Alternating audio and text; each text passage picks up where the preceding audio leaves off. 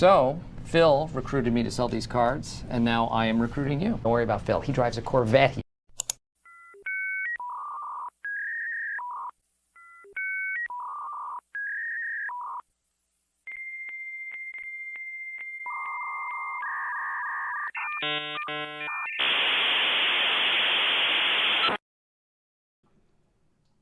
Hello! Hi everyone! Welcome.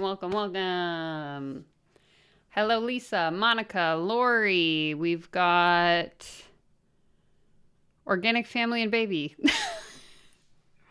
We got the Bubba Cam set up. Hopefully you can kind of see him this week. We'll see how long he lasts. Everyone, let me know how your Monday is going. Welcome back to the stream. Okay, we have a bit of a different setup like on the back end this week. So if I look like I'm looking all over the place, it's because I have multiple monitors set up. So hopefully it's not too distracting. But Julia says she's excited. I'm excited as well. I'm also excited if you saw my community post, or I just posted it on my story like 10 minutes ago on Instagram. I have some new sound bites for us all to enjoy. So we'll give it a few minutes for people to jump on, and then we're going to go ahead and give it a listen. Welcome, Jamisa. Sorry if I'm saying that wrong. Welcome to your first live stream. Happy to have you here. We usually go live for about 2-ish hours. So lots of fun to be had together.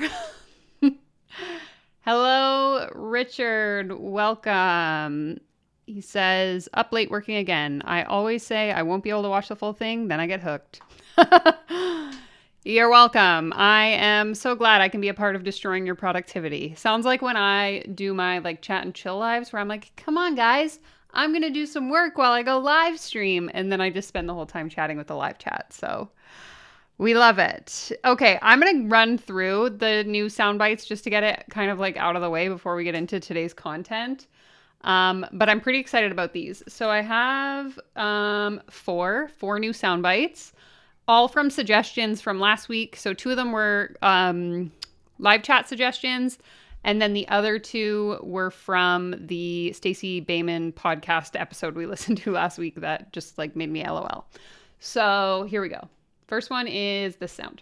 You sit on a throne of lies. Great. Next one is this one, which I think is going to get used a lot on this channel. Now you are one of us. One of us. One of us. We also have this one, which again, I think is going to get used a lot. Very much feeds into the coaching as a cult vibes. I want all of you to like let that one especially like deeply sink in.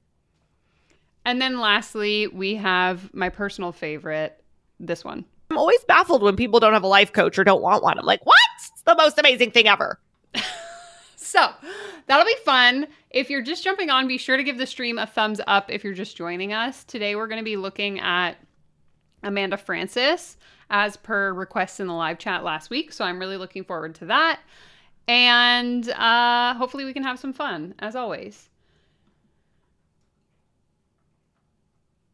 So, sorry, I'm just making sure I'm not missing anything in the chat. Yes, exactly. She said, let that sink in about 50 times in that single podcast episode. So I figured we had to make sure that we included it. We love it. Okay. That deserves the soundbite. Now you are one of us. One of us. One of us.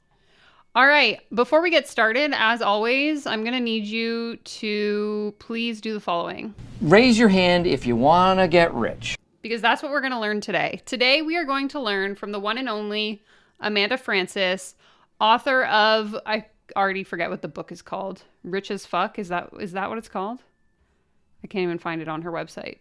Let me know in the chat. I'm pretty sure that's what it's called. If you missed the story time last week, basically I borrowed this book from the public library because I wanted to read it to do a review video. And then I had a trip planned to Ontario. I was too embarrassed to bring the book with me because I didn't want to see anyone to see me reading it. So I'm now currently on hold again to get the book from the library. So in the new year, I'm going to read and review this book. But in the meantime, we're going to learn how to manifest lots of money. So apparently I won't even need to read the book. Looking forward to that. Okay. Enough babbling. Let's get into it. So I actually am not super familiar with Amanda Frances. I know she's like a big name coach in the industry. One of my channel members and myself kind of chatted in the DMs one day and started building out the like coaches pyramid. And I know that Amanda is somewhere near the top of the pyramid. If you've watched my deep dive on Catherine Zankina, Amanda was a coach of Catherine, I believe. So she, again, falls somewhere close to the top of the pyramid. And maybe on live stream one day, we will actually like collectively all sit down and map out what the actual pyramid looks like. But yeah, that's kind of where we're at. If we hear barking in the background, that's my new puppy. She's a little bit crazy. Hopefully she'll be taking a nap soon. So anyway, we're going to read through her about section on her website to kind of get a little bit of context into who she is. People in the live chat, feel free to chime in. Let me know anything important that I'm missing, because again, I don't have a ton of experience with her or consuming her content per se. So I'll be interested to see what people can add who know maybe a little bit more about her, because again, she wasn't really anyone that I ever followed very closely when I was into coaching. Definitely. So we will add this to the list of stream ideas for the new year, where we just like sit down and make a flow chart of the coaching industry.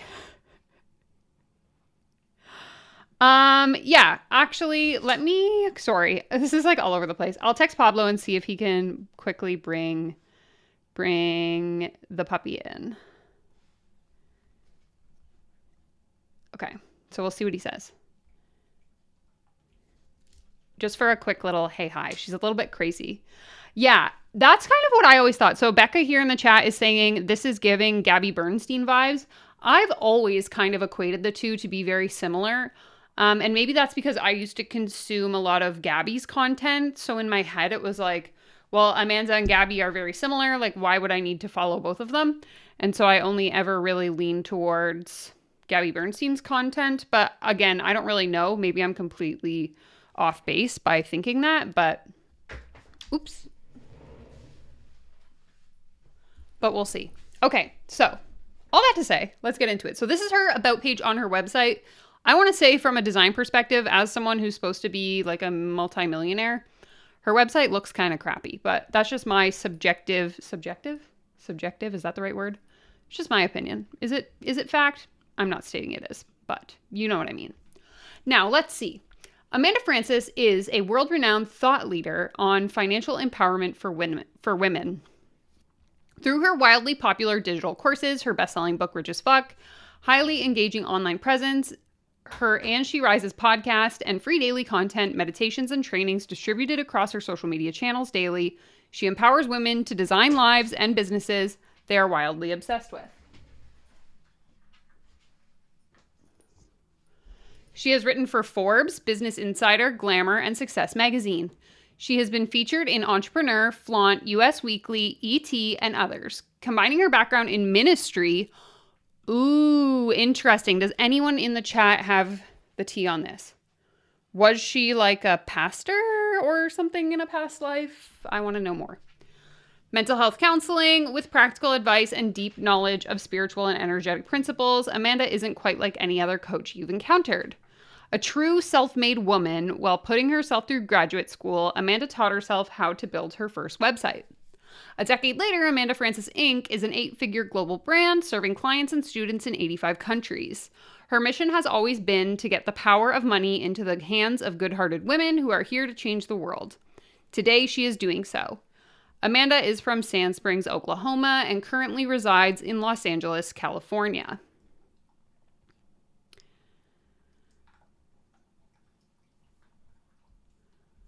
So then she has access to her free meditation and then whatever this money magic thing is. So I thought it would be interesting if we kind of just like go through her website, look at some of her offers, and then we're going to listen to an episode of her podcast. So unless someone in the chat has like a specific episode that they recommend we listen to, I was thinking we could look at this one. Hold on, I'll let it load. Called The Energy of Expansion Growing into Your Business with Ease and Flow, because if you've watched any of my content, you likely know how much I absolutely despise the like woo-wooization of business and how these people want to like convince you that you can just believe your way into being a millionaire. So I thought we would listen to that again, unless someone like last week has a recommendation for a specific episode we should listen to, in which case let me know in the chat. Okay. So, as she stated, you know, her homepage is whatever. Again, I don't know who designed this website. Not the best. Basically kind of has like everything listed. You can go on her Instagram, get her book, listen to the podcast, and then she shares her courses and stuff like that. So let's take a look at what her courses look like. I know, again, because Catherine Zenkina, the Manifestation Babe, is a student of Amanda, it makes sense that like their branding is very similar. I'm going to assume their offers are quite similar as well. But probably just stuff about, you know, manifesting and la-di-da-di-da. Okay, just going to make sure I'm not missing anything in the chat.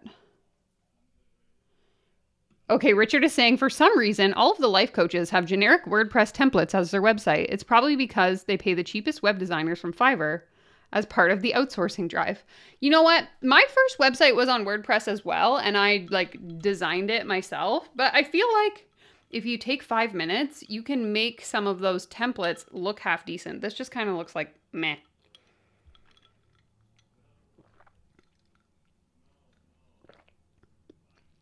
Okay, Holly says, everything about her on the tech side is very basic. Her member site used to be the oldest technology ever and has lots of very old, unprofessionally recorded videos. So I was actually granted access to her online course generously from someone in my audience. So I don't want to get sued. So we're not going to like actually watch the content, but I will give you a little like sneak peek into what the course space kind of looks like and what like the titles of the content are, because it seems very superficial in my opinion. And if we can actually find the course here, I'd be curious to know how much it costs. Yeah, this is something I would have to agree with. I'm curious to know about the ministry piece, if anyone knows. Okay, Holly says, I believe she went to a Christian affiliated college, but I wouldn't say any of her stuff leads with biblical worldview. It's more of a manifestation, new agey tone.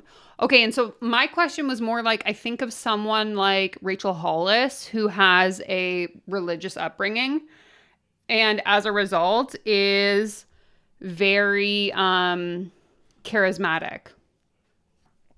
So it just kind of makes me suspicious that like I think that she's able to, sorry, my brain just like stopped working. I think she's able to share things in a way that maybe would convince people to listen to what she's saying without necessarily having something important to say. I'm just going to switch screens here for a second. Sorry, my internet is being kind of silly. And I'm trying to figure this out. Maybe if I switch browsers. Chrome on my end is like acting up. I know you guys can't see that on the screen. But I'm going to see if I switch to a different Chrome tab. You know me, never any end to the technical difficulties. Okay, so I think I fixed it. Okay, let's see if I can. Okay, I think that's better. I know it probably looks the same, but on my end it was glitching and I could see it on my display that it was showing up, but I couldn't see it on the screen. Okay. We're good. So these are her courses. The foundation, she has Turning Shit into Gold, self-published, Show the Fork Up, sell from your soul, money mama, all things best year ever. Okay, I actually want to see something. I don't know if this makes any sense. I want to go to the Manifestation Babe website and compare the two because this looks very similar.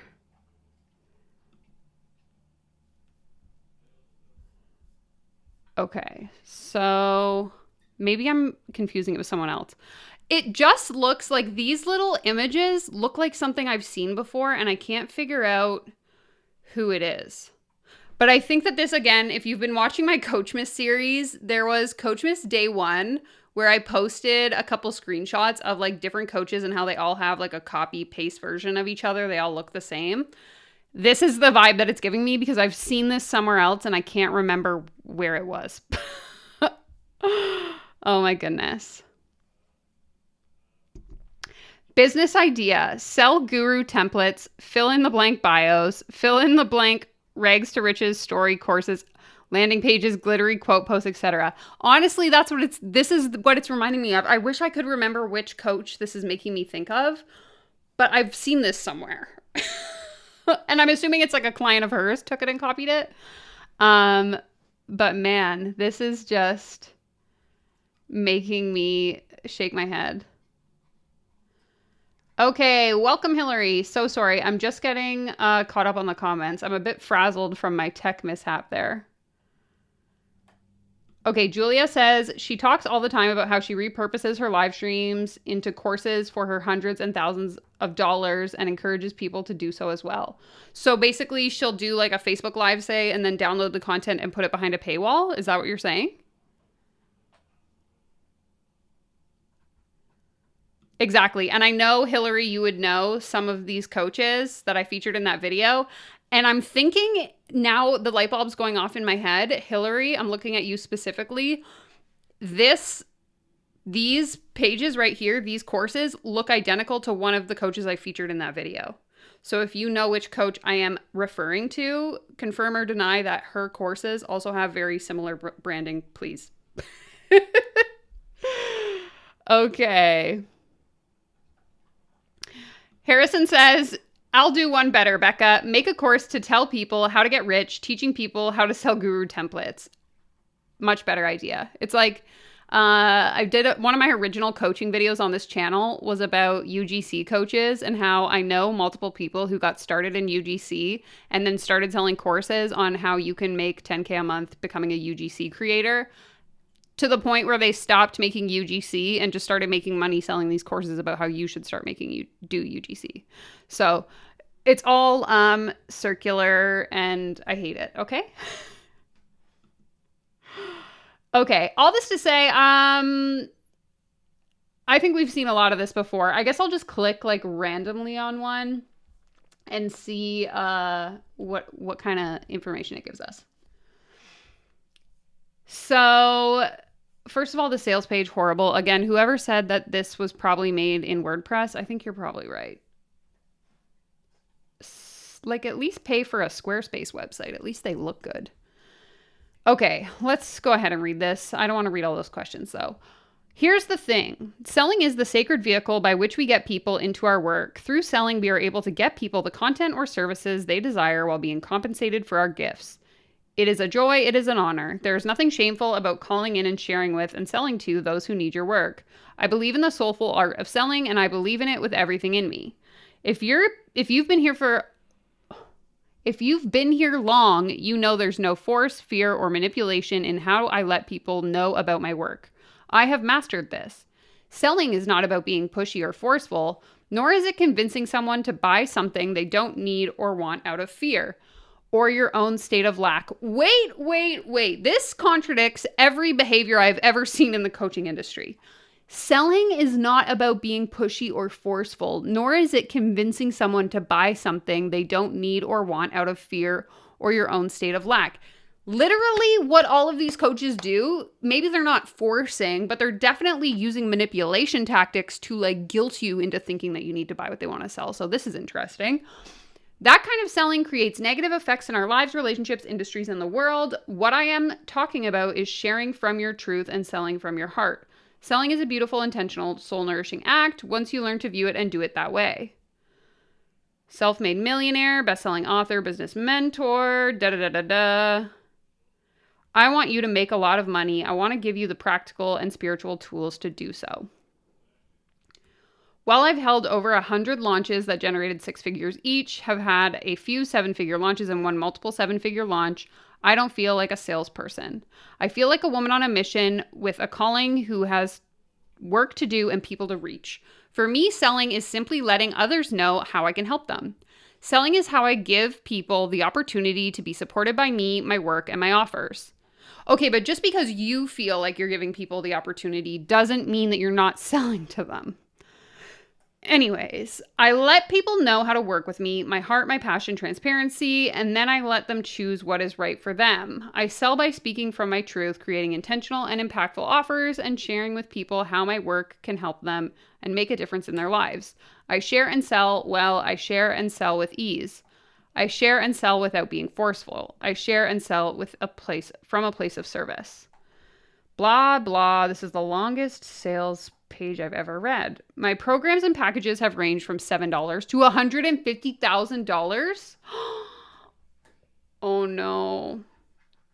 Oh my God. I can't believe how much text this is. We're going to be here all night if I sit here and read this. How much is the program? An immersion into the art of calling in, sharing, and selling with those who need your work. Okay. Blah, blah. Testimonials galore. Holy, this is painful. I'm not reading this. I'm sorry. I can link it in the chat if you guys want to read it, but oh my God. Where is the price? Like, look at how small the little cursor is here on the edge of the screen as I scroll. Like, this is insane. Oh my God. So many testimonials. Wow, it must be so good. Okay. Oh, it's closed. Great. I just wasted all this time and I can't even join. Holy moly. Let's see what she has to say. Okay, let me know if the sound is working. Pitching is from God. This looks like it was filmed on an iPhone 5.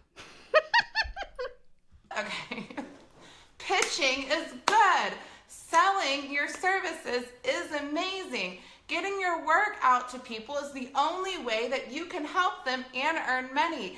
This is what you have to do. There's nothing wrong with motherfucking selling. Boss ladies sell. Boss ladies sell their shit. That's the only way to get it out there is to sell it. It's the only way people can know about it is to tell them about it. Like, I had a $250,000 launch last month. How would I have a $250,000 launch last month if I didn't tell you I had something for sale? I wouldn't have. So then I wouldn't have served the 226 people who got into the Money Mentality Makeover, and my company wouldn't have made a $250,000, and like, I wouldn't be at my next level, and you wouldn't be getting the content you need. And what the fuck is the point of that? Like, we have to sell. Okay. Hillary's comment here reads, I hate to say this, but her evangelical and cult background taught her to sell without selling and manipulate people's emotions. The parallels are intense. And see, this was kind of where I was going before my brain glitched and I couldn't keep thinking. With Rachel Hollis, the reason why she was so, in my opinion, like so charismatic and able to garner such a massive following of people who essentially worshipped her is because she had that like Christian background. Her dad was a pastor. She learned how to speak in a way that was like very appealing to a lot of people.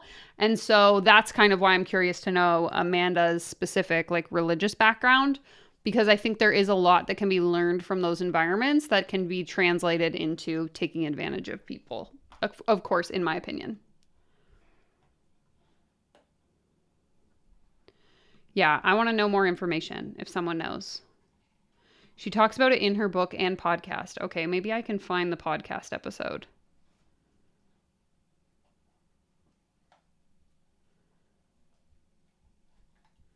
Holly says this video is representative of all of her content. Okay. Very, like, I literally could probably film a better video on my iPhone. That was pretty embarrassing.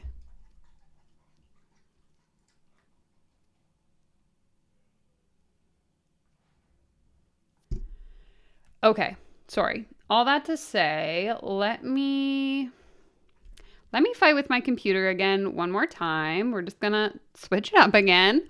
while I figure out, because I had Spotify open on the other browser. So I just want to see. I wish I knew how computers worked. Goal for the new year. Figure out what the hell is going on. Okay, I think I did.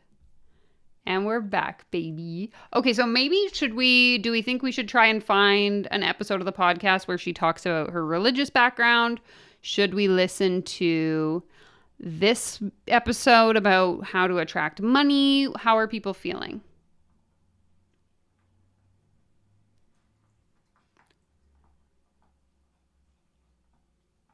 Hillary says, I reread the book over the summer. It's just a massive sales pitch. Was fascinating to read with that context now that I'm out. I haven't read the book, obviously, as I've mentioned many times. I was under the impression it was going to be like, what is that book called? Jen Sincero's book, but the money one. Oh my God. Someone tell me what it's called. My brain isn't working today. You'll probably get it in the chat before You Are a Badass at Making Money, because that book is very much like, when I read it, I thought it was revolutionary, but I think that if I read it now, I would be like, this is the dumbest thing I've ever read. Oh my God. Julia says all of her course content is live streams from years ago. One course I purchased was a live stream from literally 10 years ago, was filmed on a potato, and I paid probably $200. Oh my goodness. Yes. See, you guys got it. You guys all got it. You're better than me. I love it. I love all the question marks. Everyone. I wish we could steamship TV. I wish we could attract money. Ugh. Yes. So the podcast is called And She Rises. Those of you that aren't familiar with Hollisville, Rachel Hollis, she used to host a conference called Rise. Again, I don't know if this is like the religious affiliation or if it's just coincidence. Hard to say.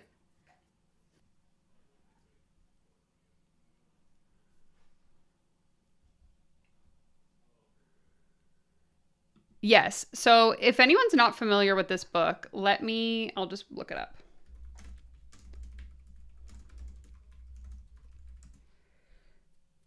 I'll see if there's like a little synopsis so that we can kind of, you can get a gist of what this book is about. Maybe on Goodreads. Does Goodreads do like a little, here we go. You Are a Badass at Making Money will launch you past the fears and stumbling blocks that have kept financial success beyond your reach. Drawing on her own transformation over just a few years, from a woman living in a converted garage with tumbleweeds blowing through her bank account to a woman who travels the world in style, Jen Sincero channels the inimitable sass and practicality that made You Are a Badass, which is the original book. So this was like a sequel to the original book, You Are a Badass, an indomitable bestseller. She combines hilarious personal essays with bite-sized aha concepts that unlock earning potential and get real results. Learn to uncover what's holding you back from making money, give your doubts, fears, and excuses the heave-ho, relate to money in a new and lucrative way, shake up the cocktail of creation, tap your natural ability to grow rich, shape your reality, stop playing victim to circumstance, get wealthy as you want to be. So all of that word salad, basically you're going to learn how to just like make money out of thin air. So just kind of wanted to share that. So my impression, I guess the reason why I brought this up is having read this book, and at the time when I read this, I thought it was like so amazing because I believed in this like whole manifest money stuff. Anyway, I assumed that Amanda Francis's book would be something similar along the lines. So to hear that it's actually a sales pitch for her programs is interesting. And again, I'm going to read it in the new year and then we can talk about it once I am more like up to speed. Okay. Okay, cool. I was like, do we have a recommendation? I think she may talk about the cult in this one. Okay, I will come to YouTube. Ready for Inception. I can't copy the links out of, there we go, out of my chat. So, interesting. So, episode description. When my team first told me they thought this rant that I shared on Instagram story from 1 year ago would make a great podcast, I was a little nervous. This was last spring, and I was stepping foot into a church for the first time in 10 years. I knew that I had a desire to go to church, but was nervous around the concept of blindly following doctrine, as doing so had been a pain point for me in the past. Ironic that she decides to recognize her religious past as following a doctrine, but then is in this like coaching cult, in my opinion, which basically follows the same format. So very interesting.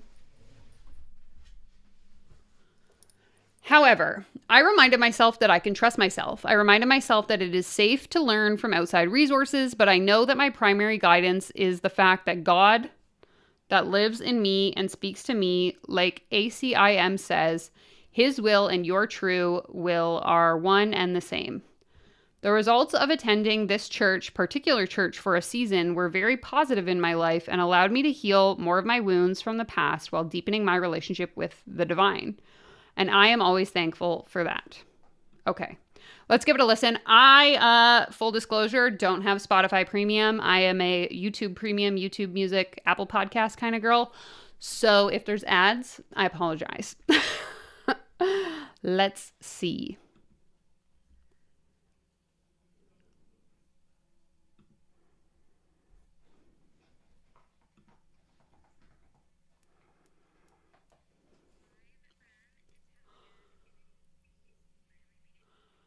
What is this sound quality? Oh my God, my eardrums.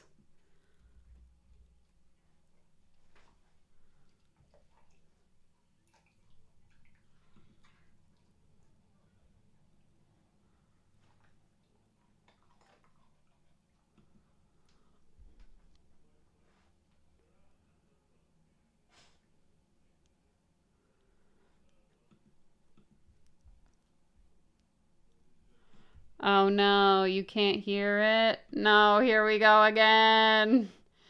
Here we go again. Okay, hold on.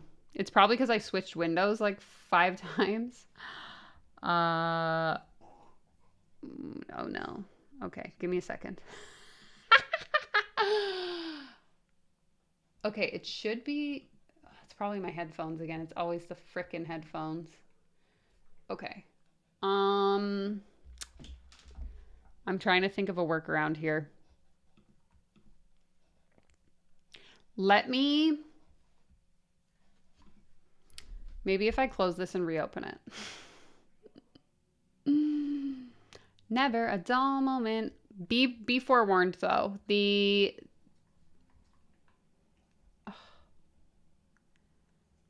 Where did... Oh my God, everyone. I'm so sorry. New window, maybe? Okay, I don't want to be in this browser though. I want to be in my other browser.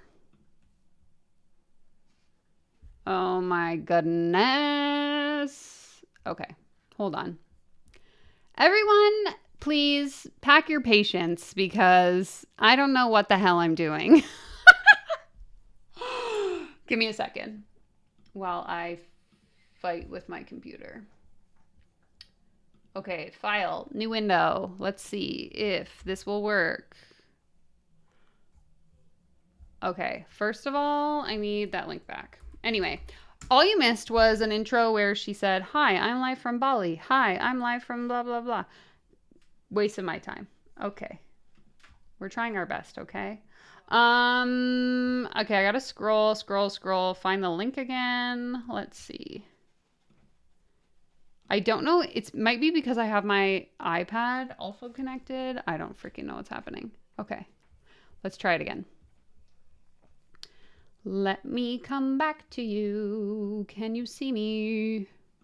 Okay, let me know now if you can hear it.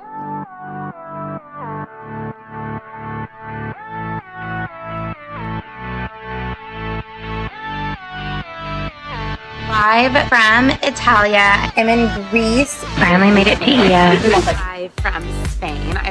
Can you hear that? Help. Thank you. I'm surprised he's lasted this long. Usually he leaves us by now, but I put a lot of treats in this bone today. Okay, you can hear it. Thank God. Okay. I'm in Bali. Live in Santorini, Greece. From a beautiful, amazing Tulum.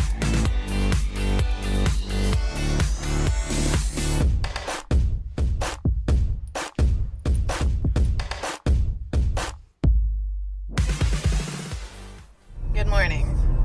Happy Sunday. I just put more makeup on top of my makeup from last night. Because that's Is she driving? Like, it sounds like if you've ever listened to someone's recording in a car, that's what it sounds like. situation. But I got a good night's sleep. And you guys, I'm going somewhere I don't normally go. Right now, I'd be normally pondering whether I'm going to go to Soul Cycle or Bar on a Sunday morning. Maybe considering a little brunch after. Today, I'm going to motherfucking church. So if you don't know, I have 2 Bible school degrees, ministry training school, worked in churches, whole thing. And I think I've done a great job reconciling my Christianity to my belief system, to my work and business and teachings and so it's a part of my background for sure. It's part of my foundation. It's part of what I teach. Every once in a while you'll hear me say, well, the Bible says it like this when I'm talking about a particular concept. I haven't been inside a church in probably years. So anyway, my friend Stefan was like, no, Amanda, you're going to fucking love this church. Celebrity life coach, pastor, self-made millionaire. I'm like, wow. And I would have... Are you good? Okay, I paused this because this comment reads, she records a lot of things while driving. Does she also always talk like this? Because the way she's talking is making my head hurt a little bit. I just ignored him, but the other day I woke up and I was like, I want to go to church. But I want to go to a church where they understand the power of God in us that we all have every day. Because when you get it, the Bible is trying to teach you your own goddamn power, right? It's the whole fucking thing. Move the mountain into the sea, right? Know your power, move shit around. What I mean is, God gives you the desires of your heart, the longings of your soul, the things you deeply desire to do were placed in you to walk out on this planet. That is your calling. So your will, your deep desire, your heartfelt desire ain't no small thing. And your will is powerful. When you decide to believe that wanting it is a good enough reason to have it, and the whole fucking universe will get behind you because you want it, that's the shit that moves mountains. Pardon? Am I understanding this correctly? She's saying that if you can conceive something and you believe it to be true, it will come true. The universe will conspire to make it true. Then why aren't we all millionaires? Someone please explain to the class. Which is why the Bible says we can cast a motherfucking mountain into the sea. We can move a mountain with our will, with our words, with our desires, with our longings, with our owning that us needing to move the mountain is enough of a reason to fucking move it. This is the last thing I'm going to say. Last thing I'm going to say. Think for yourself. There is something very powerful about what resonates in your own spirit, in your own heart as true for you. Gain wisdom from outside resources, but trust your own soul's desires above any. Also, I love that Kelly Clarkson is just playing in the background. I'm probably going to get copyright striked thanks to this. Anything else, your will and God's will are the same. You can What is happening? Fucking trust yourself. So I don't know. Sometimes you go to Taylor Swift and evaluate the energy of a massive rebrand. Sometimes you go to a church and see how another multimillionaire did the thing and how he integrates his own spirituality. All info, all research. Going to church, going to go find this place. You're welcome for the mini sermon. Have a beautiful fucking day. I love you. What is happening? Okay, I just don't understand. And maybe it's because I'm a little bit picky when it comes to audio. not that my audio is ever excellent, but when it comes to like fuzzy audio or background noise, I get really distracted. And so I just can't imagine being a listener to this podcast. Do they all sound like this? Please tell me that not all the episodes sound like this, because I don't think I'm going to make it through a 20-minute episode if it sounds like that. Like I'm thinking like my favorite podcast, new episode comes out, I'm out walking my dog. If I were to click on it and it sounded like that, I would immediately be like, okay, I'm not listening to this week's episode. I cannot. Oh my God. Exactly. That's how I feel too. I would not. If you were not here watching this video, I would not have made it through that 3-minute and 12-second episode. That was painful enough. I can't imagine. But to be like a devout follower of hers and then listen to that and think like, yeah, get it, girl. Like, I don't know. Maybe it's just because I'm so far detached from that version of myself now. I just can't believe anyone seeing that or listening to that and thinking like, wow, that was really inspirational.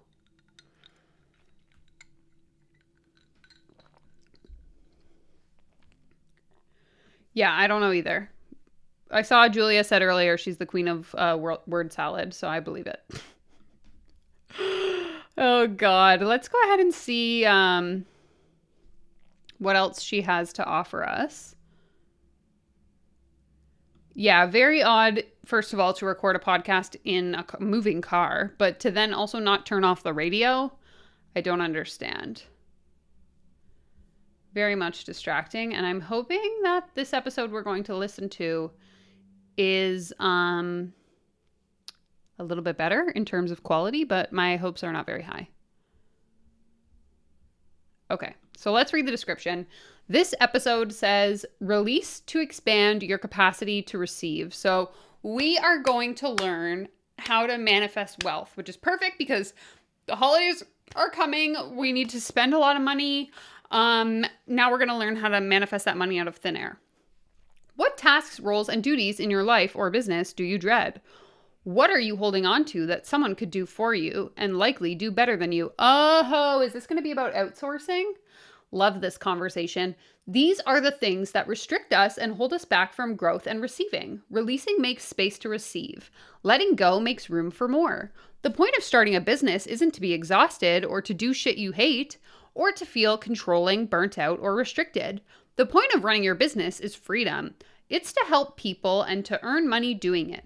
We're not delegating to save time. We're releasing things that clutter our vibrational field. It's time to expand our capacity to receive. Oh my dear Lanta. So my guess is this episode is going to be, I'm just trying to reread this quickly. It's going to be pay people to do work you don't want to do, and that's how you're going to get rich. But who knows? Let's see. Again, if you can't hear it, let me know.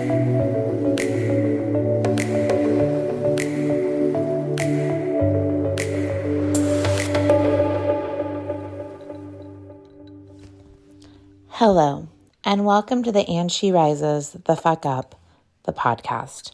I am your host, Amanda Francis, here again with you on a Saturday. That seems to have become our thing, our new routine. Kanan just woke up from Sound quality is a bit better, but it sounds like she's like doing something in the background, like moving papers around or something. his nap. He woke up earlier than he was intended to, so you may hear baby in the background. But a little baby in the background never heard anything. Okay, so let's talk about what I have for you today. So here at Amanda Francis Inc., we have something we call The Vault. The Vault is our AF Classic programs, our Amanda Francis Classic programs. It's programs that we no longer launch or promote, not for any reason besides I have a lot of programs, and I have to prioritize the ones I like the most and the ones that, like, to be honest with you, I feel like launching and promoting, the ones I like to launch and promote. So we have this one course that's always like a conflict among the team because we love it and we want to be launching and promoting it, but we just have a lot of programs. And we run out of year. You know, we run out of like time, it seems like, to launch, promote, share, sell the number of things we want to as often as we want to. So this program, Queen of Hearts, it sits in the vault. People buy it. People who buy it tell me great things about it. But again, it just kind of got left by the wayside a little bit. And okay, I have a question for those of you that used to listen to this podcast unironically. Is every podcast episode a sales pitch? Now, I'm asking this because I've seen a lot of discourse online basically complaining that, all of these podcasts that these people host are just like sales pitches for their program, which I get. If you have a podcast and you're sharing helpful advice, you might, mention that you have an offer available to people. I think there's a difference between putting like a 1-minute advertisement about your program or offer in the middle of a 20-minute podcast episode versus like the entire episode being a sales pitch. So we're 2 minutes into this episode and all she's talked about is her offer. She hasn't actually got to the like how to grow your business with ease and flow. So that's why I'm asking. If anyone knows, please let me know in the chat. so amongst the team, I was like, man, does that one really belong in the vault? Shouldn't we be creating time to be talking about this one? It's so good. It's so relevant, and yeah, it's always just a bit of a, what are we going to do with fucking Queen of Hearts? So anyway, a while back, the team and I were talking about what we had launched this year, what we just hadn't gotten to, what we wish we had gotten to, what we wish we had given more attention to, what we felt like we did really well, etc. It's kind of a talk about the year as we were planning the end of the year. And we said, you know what about weeks or weekends where we don't have anything that we're actively promoting and actively talking about? What if we highlight moments from the vault, courses that, don't get a lot of attention anymore, but are good, are worth it, are really valuable in their own right. So Casey from my team took the opportunity on this fine Saturday to pull some moments from Queen of Hearts. Okay, so Queen of Hearts. Okay, so this is like an aside. I'm currently reading the book Under the Influence, which is a fictional book written by Rachel Hollis's former personal assistant. And so allegedly there is some inspiration from her time working at the Hollis Co. And anyway, I'm about halfway through the book, and in the chapter I was just reading last night, the main character has started at it's called the greenhouse, and she's working for this inspirational influencer. And anyway, she has to work. There was like a situation that happened where they were like, oh, we're all hanging out as a team tomorrow, but it's optional. So Harper, the main character, decided to opt out and do her own thing and not go to this team event that was happening. Then gets to work on Monday, and the boss is pissed that she didn't come to the team event. And so it just got me thinking about how this particular podcast got me thinking about it, because she said that Casey on her team pulled all these lovely points out on a Saturday morning. And it just makes me wonder, does she make her staff work 24/7 or be available 24/7 at her beck and call to help her with these menial little tasks so she can record her silly little podcast episodes? That's where I was going with that. Oh. Okay, so when I was listening to the 3 riffs that Casey pulled from the course, I was like, damn, I was on one in this course. I was on one. But I was on one in life at the time too. And I was on one in a way that ended up being really important for my growth and my development.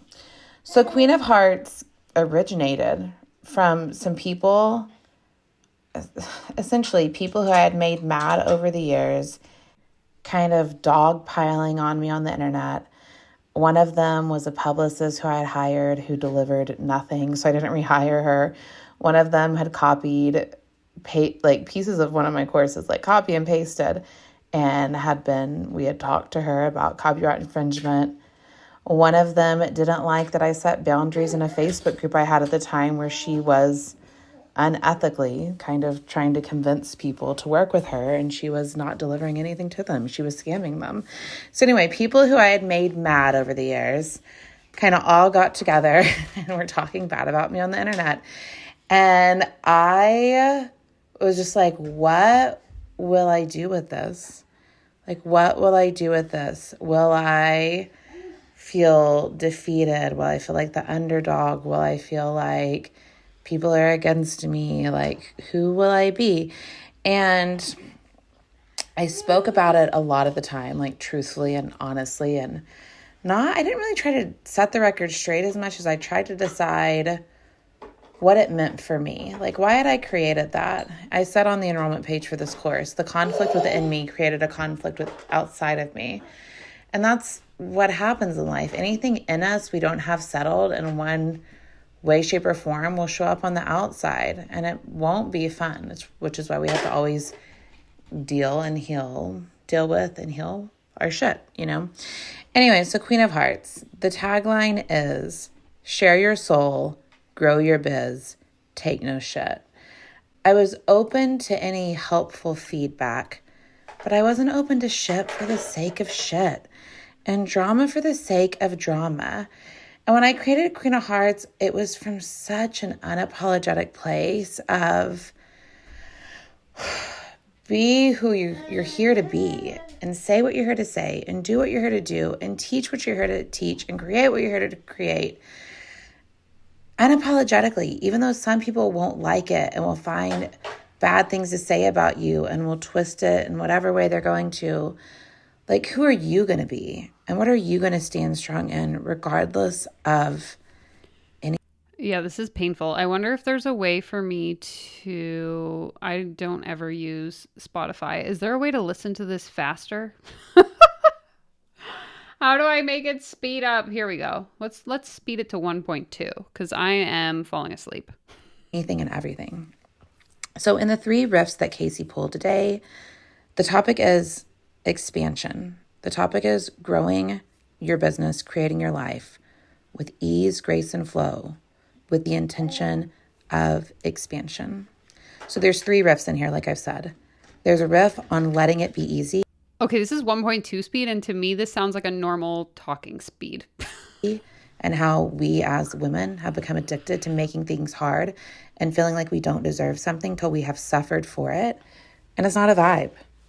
There is typically a path, a way, a view, steps for letting it be done a little more easily.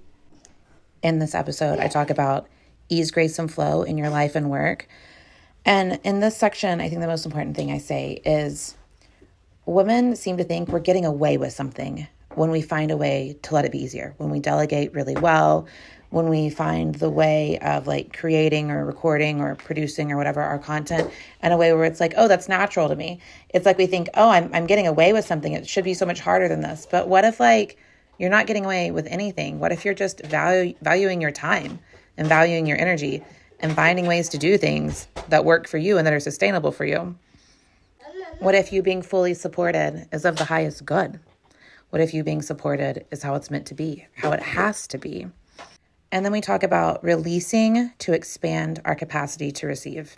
And I really love this section. In this section, I'm talking about what am I holding on to? What am I controlling? What am I not delegating, not letting go of, not letting someone do for me, or finding a way to do something in a way that works better for me? In what ways am I doing that? And how is that blocking my expansion, right? Because when we free up our time, when we make space, we make room to receive. And when I record... Does anyone know what she's saying? I actually am so lost right now. I don't know what she's saying. What is the point? What are we talking about? Recorded this, I was actively asking myself what tasks, what roles, what duties in my business was I dreading? What was I holding on to? What was I convinced that I had to do? What was I not letting myself be supported in? And if I would delegate, if I would release, if I would let go, if I would decide something wasn't necessary either for me to do or anyone to do at all. Okay, I want to address this comment here. So Richard has written, everyone feels like that when they first end up in a position where they need to delegate. I used to always feel like I was doing something well. It's something that never feels natural. 1,000%, especially if you are a business owner who has like built your own thing from the ground up. Typically that means that you have had to figure out a lot of stuff along the way, and it's really hard for you to know what stuff you're not doing well. So I hired a VA about a year ago to do some like light short form editing for me.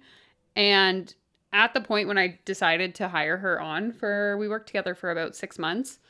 It was really hard for me to think about, okay, like what aspects could I let go of? What aspects of this like creative process would I trust someone else to do? And ultimately, like what is taking up my time? But I thought I was doing a fine job at doing that specific editing, but maybe I could get someone to help me. It's like when you've built something on your own and you're so used to doing everything on your own, it's part of the process that it's going to like feel weird to start offloading that onto someone else. So for her to act like it's such a unique thing just doesn't make any sense, because every other business owner, I think, experiences the same thing. If I would let all this go, how much more room would I have to receive, to call in, to expand, to feel free? You know, like you'll hear me say in this episode, the point of our businesses isn't to do things we hate. The point of designing a life and business or a life and career in any industry you love isn't to hate your life.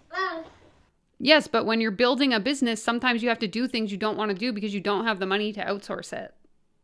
Or it doesn't make sense to outsource it yet. It's to do what you love, make a difference. We don't all get to do what we love. That's the point. I hate it. Create life the way you want it to be, and find your own sense of joy, peace, and freedom in how you do the things. So that's some of what we go into in this episode. I think you'll like it. I think you'll sense that I was definitely on one, but I was on one in a way that...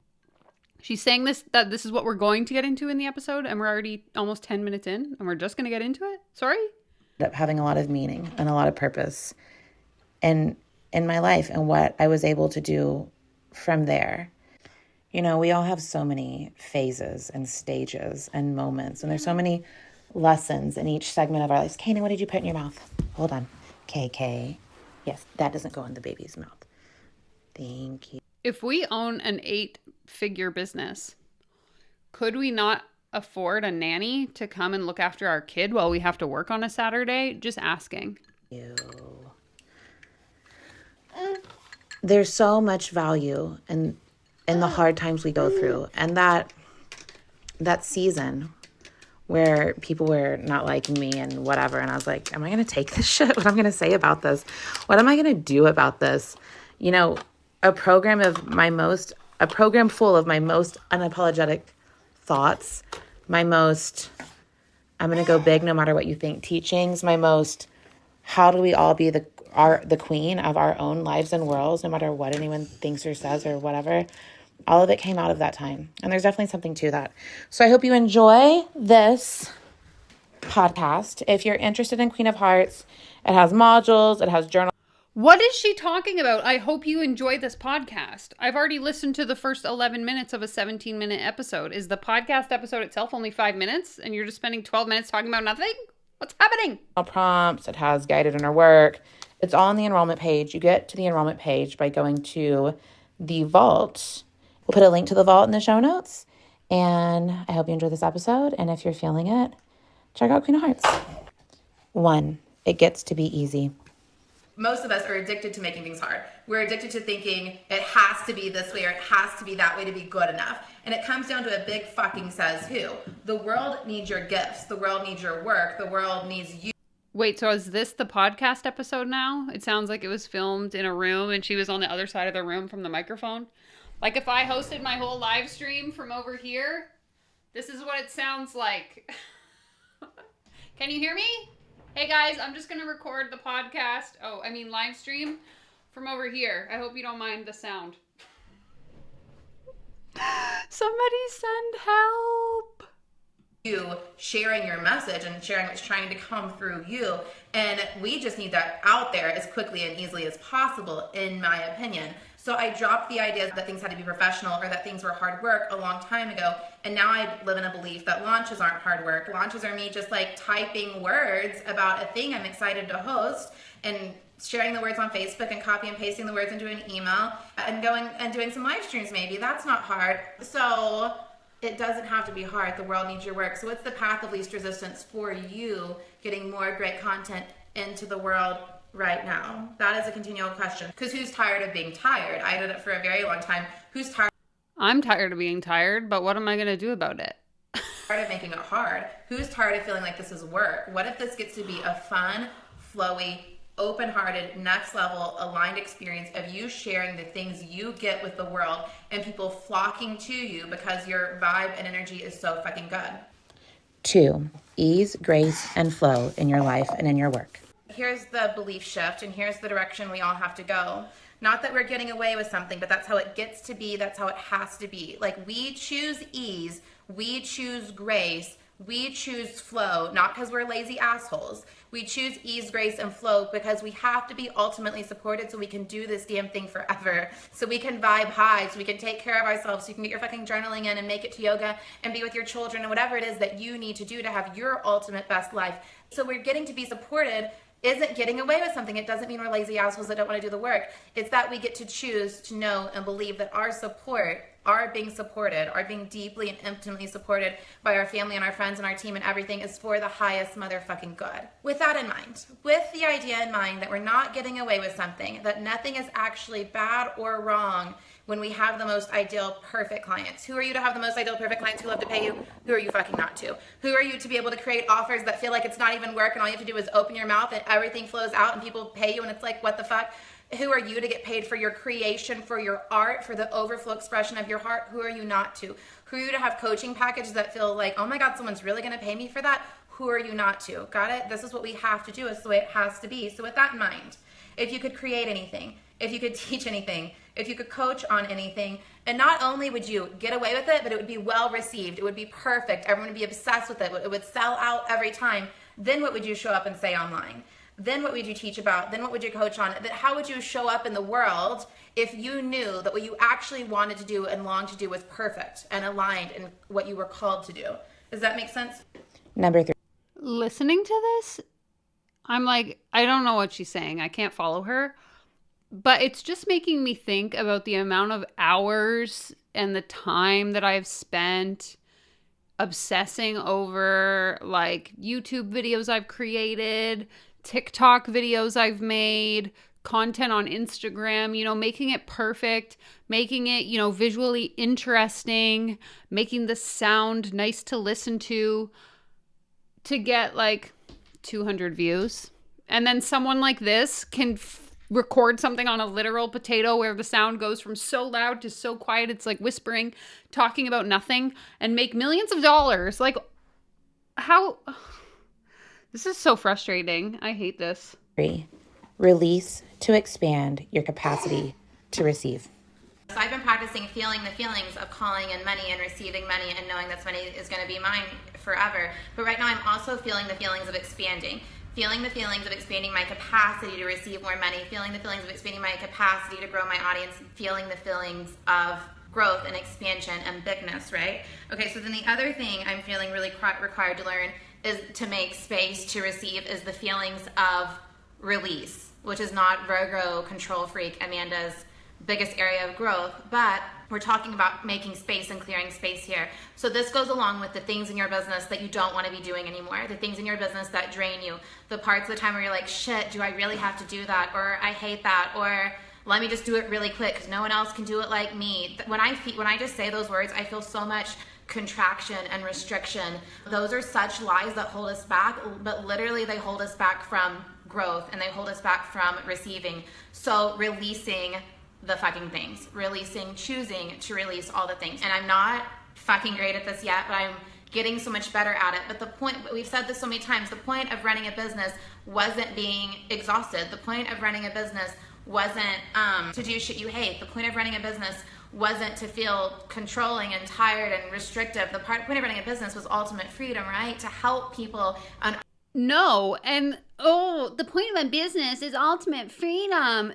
No, selling people on the idea that you can run a business and never have to do any fucking work is the reason why the coaching industry exists. It's the reason why so many people get harmed by the people in this industry, because they sell you on an unrealistic dream. You ask any actual successful entrepreneur, and I'm not talking about these bullshit ones that sell you a fucking $10,000 mastermind. I'm talking about legitimate people who have built companies from the ground up. None of them are going to tell you that it's going to be easy. None of them are going to tell you that you don't have to work hard and that you can just delegate everything and never have to lift your fucking fingers. Sorry, I keep swearing. I'm getting really upset. No one is going to tell you that, because the reality of actually starting a real business is hard work, endless hours, falling on your fucking face probably 100 times, probably 10 years before you actually build something that's worth even making money off of. It's not this bullshit dream that these people try to sell you on. This is so fucking stupid. I'm pissed. I'm sorry. Earn money doing it. That's what it was all about, or we wouldn't fucking be here. So it's not just delegating to save time and delegating to save energy. It is literally releasing things, cluttering your vibration, expanding your capacity for receiving. Does that make any sense? Okay, my loves, it is time for me to go work on the Christmas tree with the family. I'm actually very excited to do this. This is Kanan's second year to, be here for Christmas, but he was so little last year, I was wearing him in a tiny baby wearer. This year he'll be trying to grab and eat ornaments. No one cares about your baby. So, things change. If you have any questions about Queen of Hearts or about this episode, you can email support@amandafrancis.com, or you can DM us in any of the places. We love to hear from you always. We are here to answer questions, and I hope you have a really beautiful day. That was so freaking stupid. Oh my God, I hate this. I want to see this offer though. Like, what is she trying to sell me?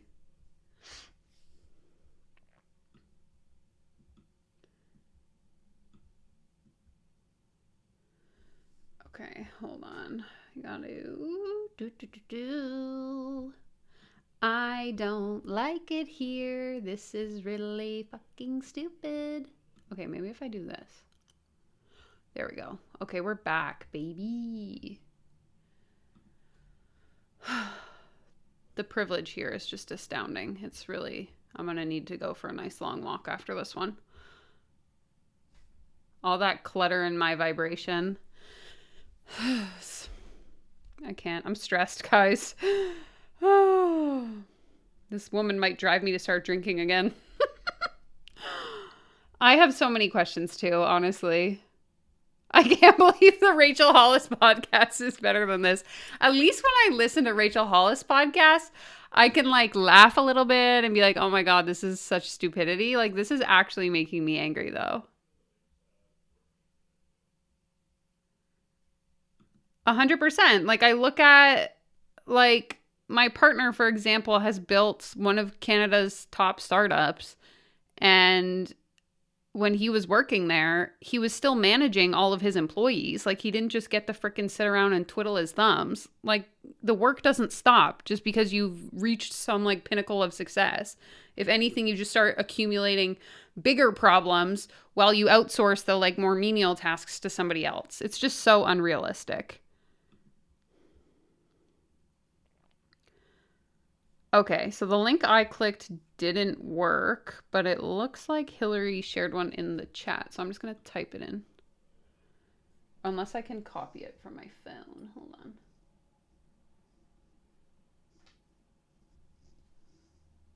Uno momento. Okay. Thank you for your help, by the way. I appreciate that. Okay, I'll just get caught up in your comments and then we'll go through this. I'm assuming there's going to be another potato video coming, so brace yourselves. Maybe when deciding to delegate, consider return on investment more than vibrational energy. Exactly. 1000%. Again, when I outsourced this time last year, it was literally just so I could have those 2 hours a week that I was using for those videos back in my time. In some cases, outsourcing isn't worth it, but a lot of them will tell you should outsource just so you look more legit. Okay, we will go to Reddit after this sales page and see what she says, because we all know that's my favorite place to get fun facts.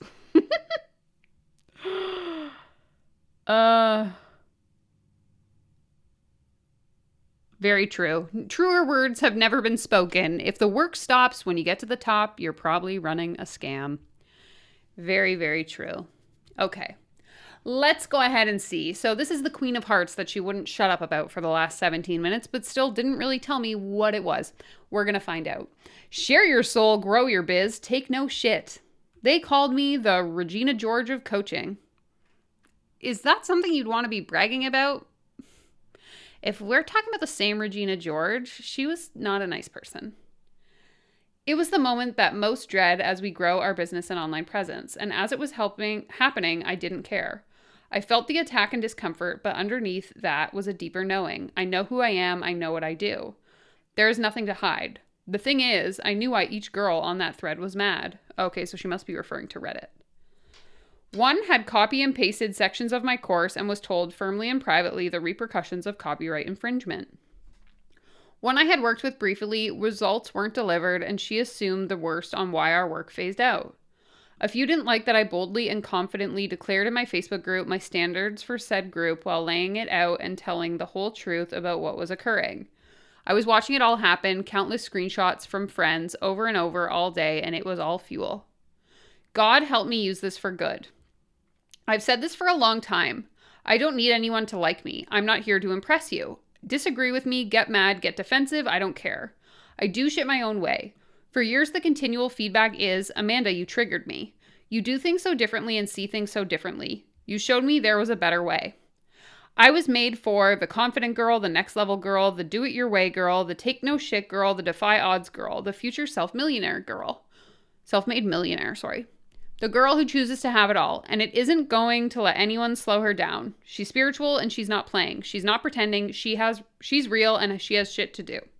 She's not gossiping on the internet. She's not starting meaningless drama. She's doing inner work.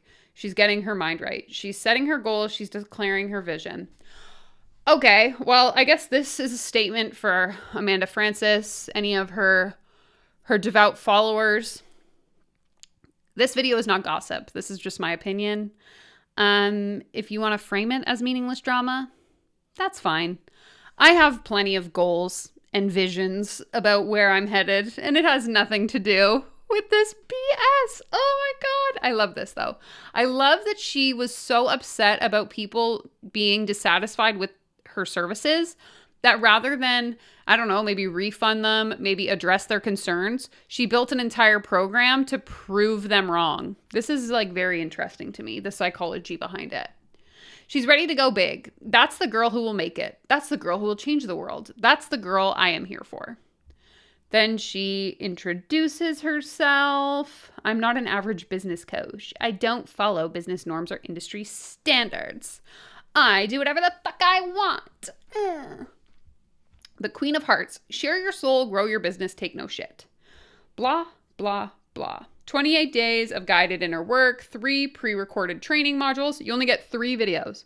How much is this going to cost? 1 live training module, a Facebook group, real life emails. Guys, no more internet emails, just real life emails. Like, what does that even mean? Somebody tell me what's a real life email.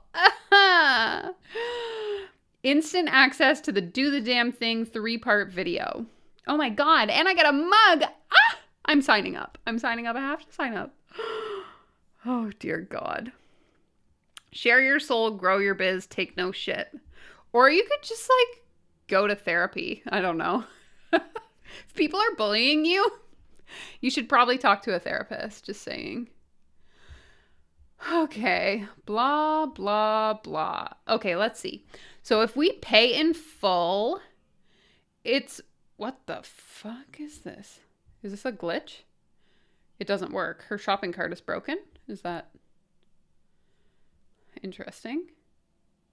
Okay, what if I do a payment plan? Nope, it's broken. Damn it. I wanted to buy it today. Now I can't buy it. Now how am I going to level up in my business? I'm so upset. What a letdown. Wah, wah, wah.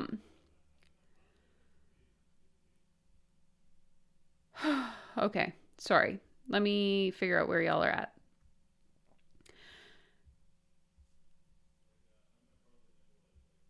I would 100% believe she would be the mean girl of coaching. Stop trying to make rich as fuck happen. Yeah.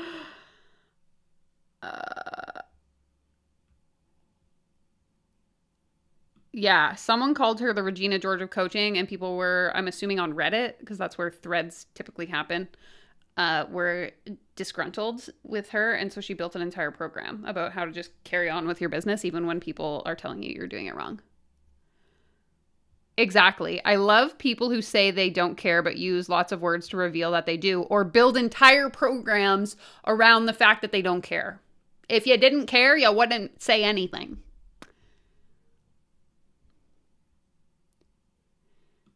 Exactly. Building a program out of spiteful pride to prove the haters wrong. Very high vibe.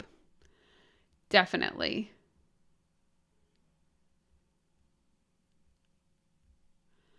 You guys knew? You knew the button wouldn't work?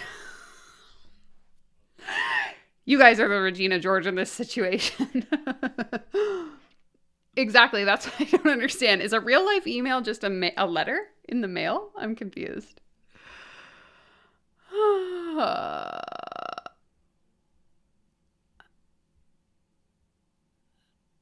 Wait, is this from November 2019? What's happening?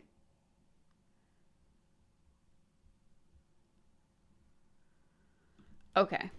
Okay, so I just have to... Oh, I see. This is the private page. So we weren't supposed to be here. This was supposed to be a secret. Uh-oh. Okay, interesting. I'm going to switch back and forth. So this was old. Boring, black, ew, ugh. Oh my God, this is so much better. This looks exactly like, again, if you watch my copy paste coach video. Oh, you can't see the screen. I'm sorry. I'm just having a great time over here by myself. I was just making a joke about how it went from like made on Microsoft Paint to maybe upgraded to like Canva Pro. But again, what I was going to say is this, again, looks exactly like the coach I featured in the copy paste coaches, who is under Alpha Femme. So it all makes sense. They're all filtering in the downline. So anyway. We love to see you fail. Mean, mean, mean. It's okay. In fairness, the private page is the one that comes up when you Google it. Okay, I thought you had access to like an old email link or something. Okay, so it's literally the exact same copy. I just want to know how much this freaking costs. Someone tell me. So she must have like got a new photo shoot done. So she updated the sales page to have new photos. The exact same testimonials that were on the previous page. I will note that because this particular woman is someone I have kept eyes on for a few years. So I recognized her name on the last time we looked at the sales page 2 seconds ago. Let's see.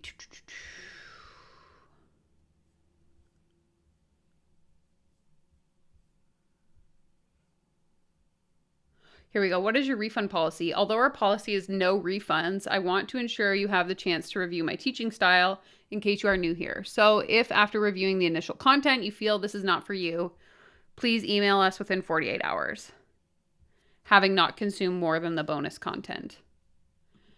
Interesting approach.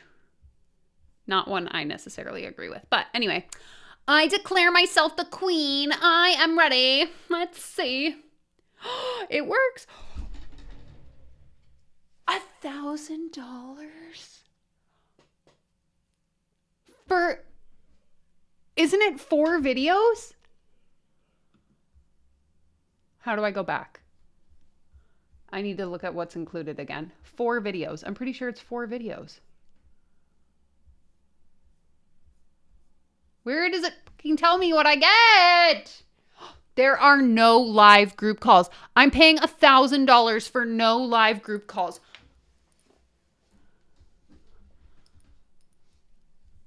Where does it tell me what's in here? Okay, here we go. 28 pieces of guided inner work. So we get 28 journal prompts, strategies, and processes, 4 recorded modules, real life emails, which again, I still don't know what a real life email is, and then a 3-part video training. So I get 7 videos 28 journal prompts, and it's going to cost me $1,000 US.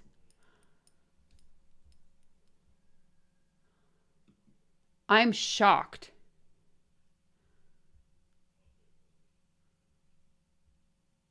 But you get real live emails.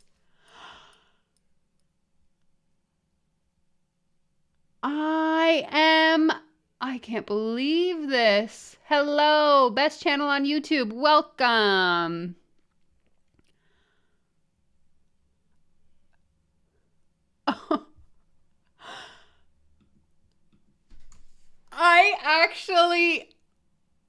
I can't believe this. $1,400 Canadian. It's almost $1,500 Canadian.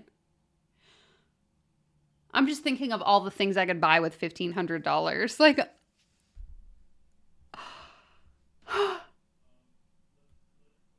yeah. You guys want me to send you some journal prompts? Because if you do, I'm going to up the rate to $1,000 a month. Like,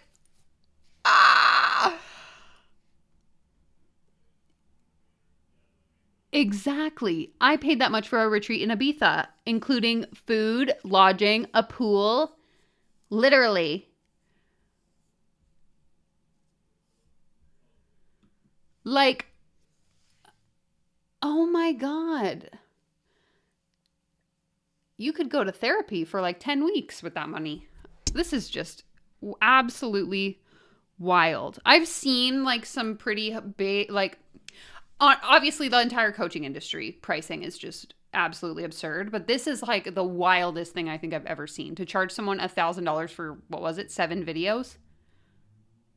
That Julia is saying they're like old live stream recordings from years ago.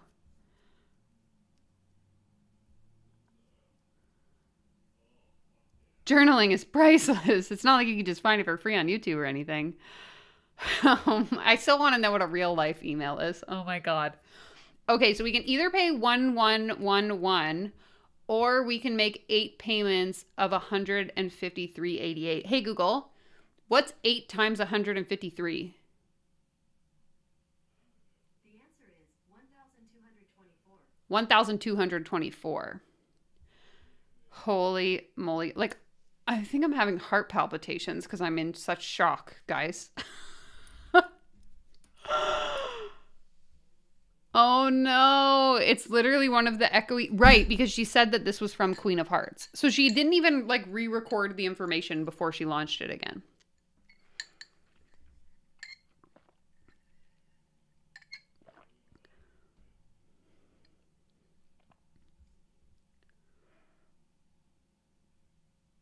Yeah, it's more worthwhile to have the sketchy apartment.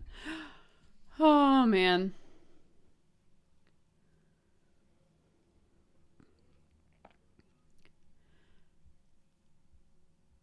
Okay, let's go to Reddit. That's my always my go-to. So let's see what the people of Reddit have to say. This one is recent, so we'll start here. In my favorite subreddit, the Life Coach Snark subreddit. If you're not already in this subreddit, you should be. Amanda Francis. Money queen or scammer? What's your opinion? Have you taken her course? Money mentality mindset? Read her book? Do you like her? I can't decide if she's genuine or phony baloney. I do know, however, she seems very into herself. Not confident, just infatuated with herself. You know, it's funny that someone says this because there are other coaches that I've talked about on my channel that I haven't like named names of, that I also get the same vibe, that they're not actually confident. They just love themselves a lot. So it's just funny that someone would bring that up. Let's see. Amanda is on an episode of Selling Sunset. She has taken a normal house and decorated it in a girly style, and for that work wants another $1 million for the house. Wait, what episode of Selling Sunset was she on? I don't remember this episode. I'm going to have to go back and rewatch it. Then she gets mad at the agents actually trying to sell the house. This is where she gets her money from.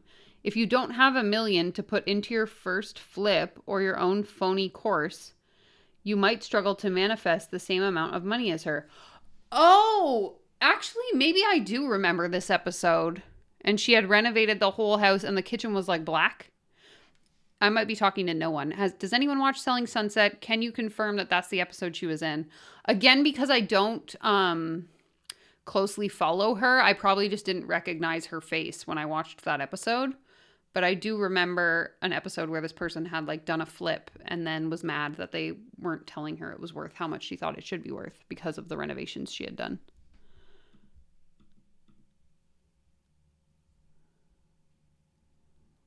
Okay. Okay, perfect. That's okay. I'm going to rewatch it now, though. I will go back and rewatch that episode, but I do remember it now.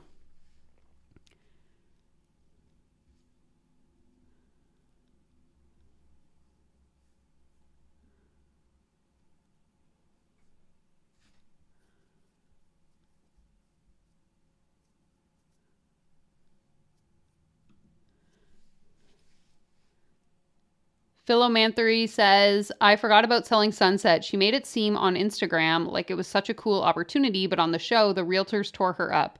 She came across as so fake. Again, like I can picture what her kitchen looks like from that episode, but I had no idea because they wouldn't have said her last name. So they would have just said Amanda. And so I didn't realize that was her because she just would have called herself like an entrepreneur. So that's so funny. That's what I'm doing. When we're done here, I'm going to be going to watch Selling Sunsets. She told the broker something like, the money will come, you have to trust. And he was like, no, the data says otherwise. Oh my God, I can't wait.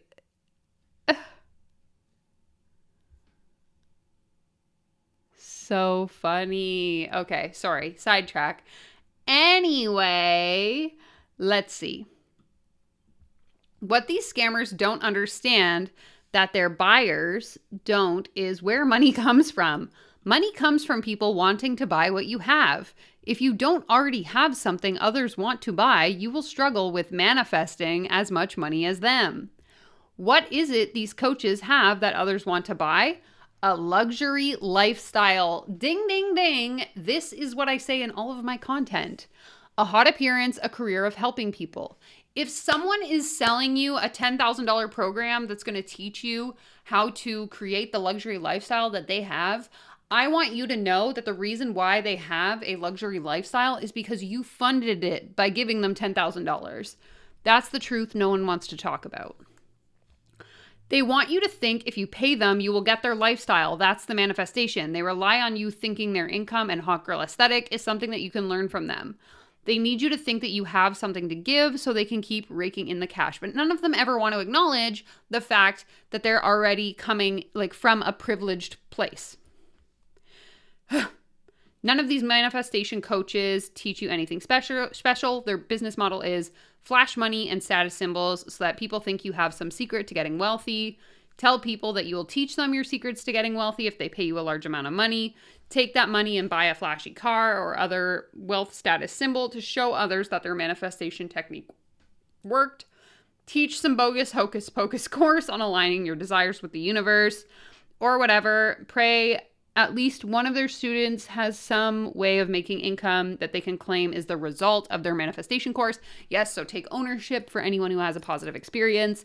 Parade these results around and make it seem like your clients received whatever money came to them because of their advice, when it actually that money came from a business or a house flip or some other way of making money. Rinse and repeat. The money comes from the clients. The clients come because they see the money. It's a circle where only the coach is getting paid. Say it louder. While they call it manifestation and take your money to power the whole thing. I'm not saying manifestation can't or doesn't work in some ways. I'm just saying that these money queens don't have any special teachings.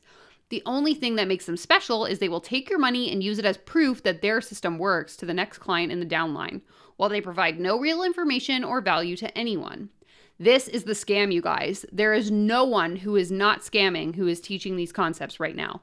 The whole thing is a scam. I would really recommend people check out The Dream. It's a podcast on Spotify that breaks down how these sort of businesses began. Katya's Love and Light Confessionals, Downfall of the Coaching Industry, is also a good resource on how this grift works.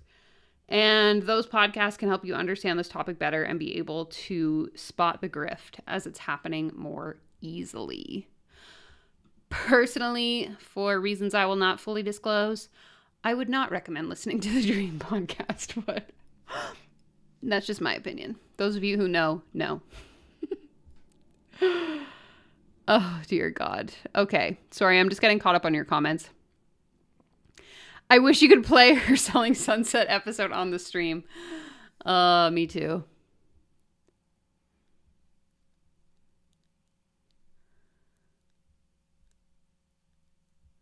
I wish we could have a watch party.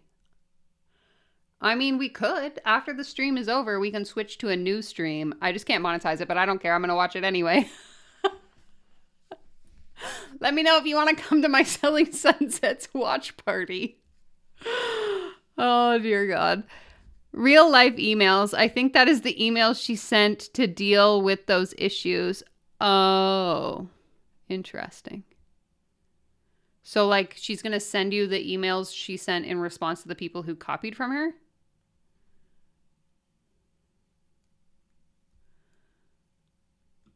I actually don't know, Monica. This is a good question. So Monica's asking, in all seriousness, why do people believe in manifestation?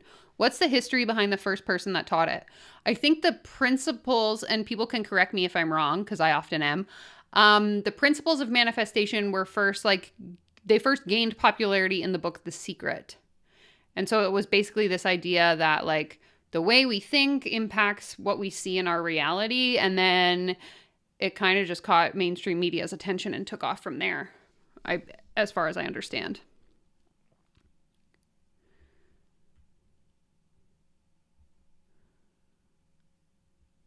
Yeah, this Reddit comment, 10 out of 10 would recommend. Looking for Magic 42? You're going to get an upvote from me. Whoops.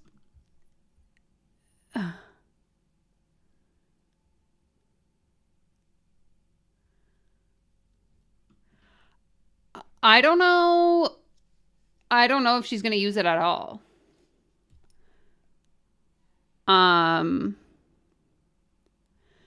It's 1:30 a.m., but I'm in. I need to watch. Julia, I will fill you in. Honestly, I don't really care. I feel like I've talked about it on stream before. Basically, I was interviewed by the host of the Dream podcast for this season. It was supposed to be this current season where she was talking about coaching. And I was really excited about it because obviously this was like, I want to say it was just after I had moved. So it would have been like July or August. So I was finally starting to gain some momentum here on YouTube. I had probably just reached like 10,000 subs at that point.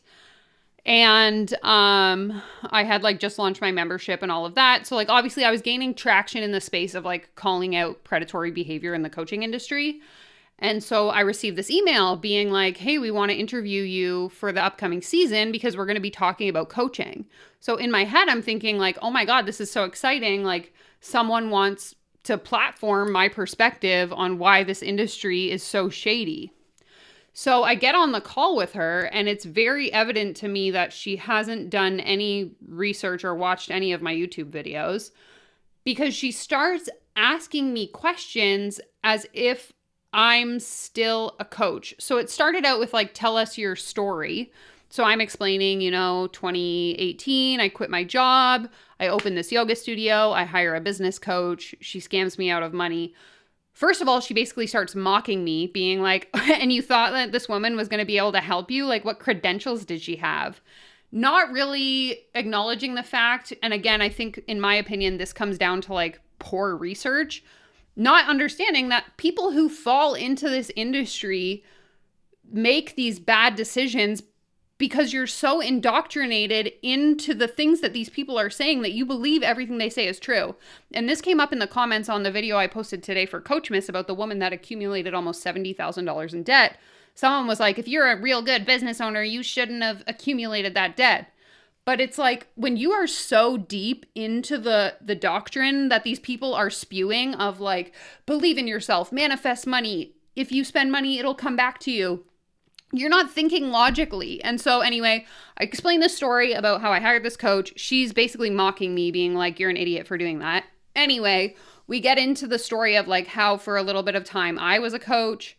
Then they're trying to ask me, you know, what kind of stuff, like, what did you trick your clients into? And they're like, and I'm like, nothing really. Like, I never really did anything super predatory. My highest paid coaching client was like $1,000. And we worked together for, I think, like 3 months or something. Like, I never sold like a $5,000, $10,000 package. And I never had more than a handful of coaching clients. So, and most of the people that I coached, I still have relationships with outside of a professional relationship. Like, we became friends after the fact. And so I was trying to explain this, and she just kept trying to spin it as like, I am a scammer. And then she was asking how the work that I do now is different from when I was a coach. And I'm like, if you watched my fucking YouTube channel, you would know that I'm not a coach. And I literally, like, yes, I have a TikTok account where I teach people, you know, how to start a business. But I don't sell coaching. I don't, like, it's just, it made no sense. And it was so frustrating. And I remember getting off the interview and going up to my boyfriend and being like, that did not go how I thought it was going to go at all. Like, I think she had a narrative in her head that she was trying to like fit me into. And every time I would like answer in a way she didn't expect, I was met with resistance. And it was just like, there was a lot of friction. And I think we could have had a really productive discussion had she have taken 20 seconds to look through my YouTube channel and realize that, like, what side of the argument I was on. So it was a missed opportunity, I think, on her part. And I was just like, whatever. If she puts out an episode where she releases the stuff that I said, I didn't say anything that was untrue. And people who watch my content know where I stand in the issue. So the whole thing was just more disappointing than anything because, again, I thought it would be a really good opportunity to utilize someone's platform to share a message of like consumer protection. And instead she tried to like spin it that I was the one doing the scamming. And I was like, last time I checked, doing consulting work where I'm helping people with their marketing strategy isn't coaching. But anyway, so that's my story about why I don't listen to the Dream podcast. That was a lot more long-winded than I thought it would be, but now you guys know the tea, so mic drop. Sorry, I'm just going to catch up on your comments here. Yeah, it's definitely not fair to call people unintelligent for falling for a scam because, again, when you decide to make those investments, it's often after a long period of grooming and manipulation to the point where you're led to believe that it's basically your only option. Exactly. Same goes when you're in a cult. 100%. Yeah, it was a little bit disappointing because she does consider or like advertise herself as a journalist. And to me, it was like very clear that she hadn't done her very basic research to see that I'm not a coach.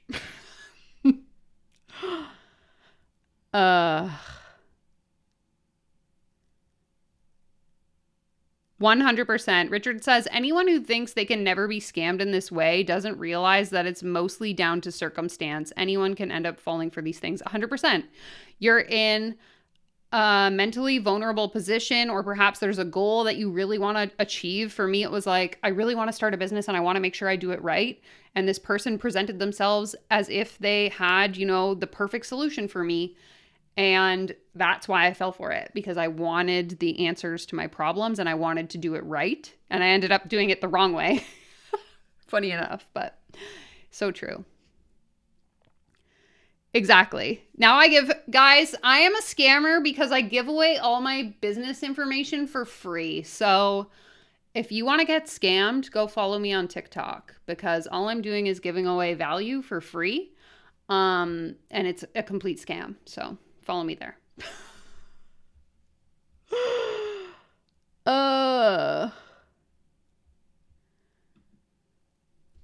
Their belief that they have all the answers. Why would I believe that someone is so enlightened and has all the solutions to all the problems? Probably because you're like so desperate for an answer. Exactly. That was how I left the interview feeling. So Harrison says, it sounds like they were trying to pigeonhole you into a series of gotcha questions that aren't relevant to you and what you do. That's 100% it, because then every time I would answer in the way that she didn't expect, she would be like backpedaling, trying to figure out a way to like reframe it so that I would say what she wanted me to say. And I was just like, I don't know what you want me to tell you. Like, I don't coach. So again, watch my YouTube channel. Yeah, it was bad.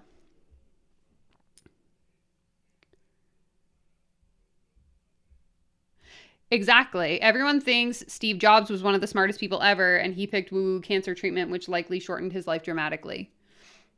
When you're in a desperate situation, a vulnerable place, you are much more susceptible to fall for things that don't make sense to the average person.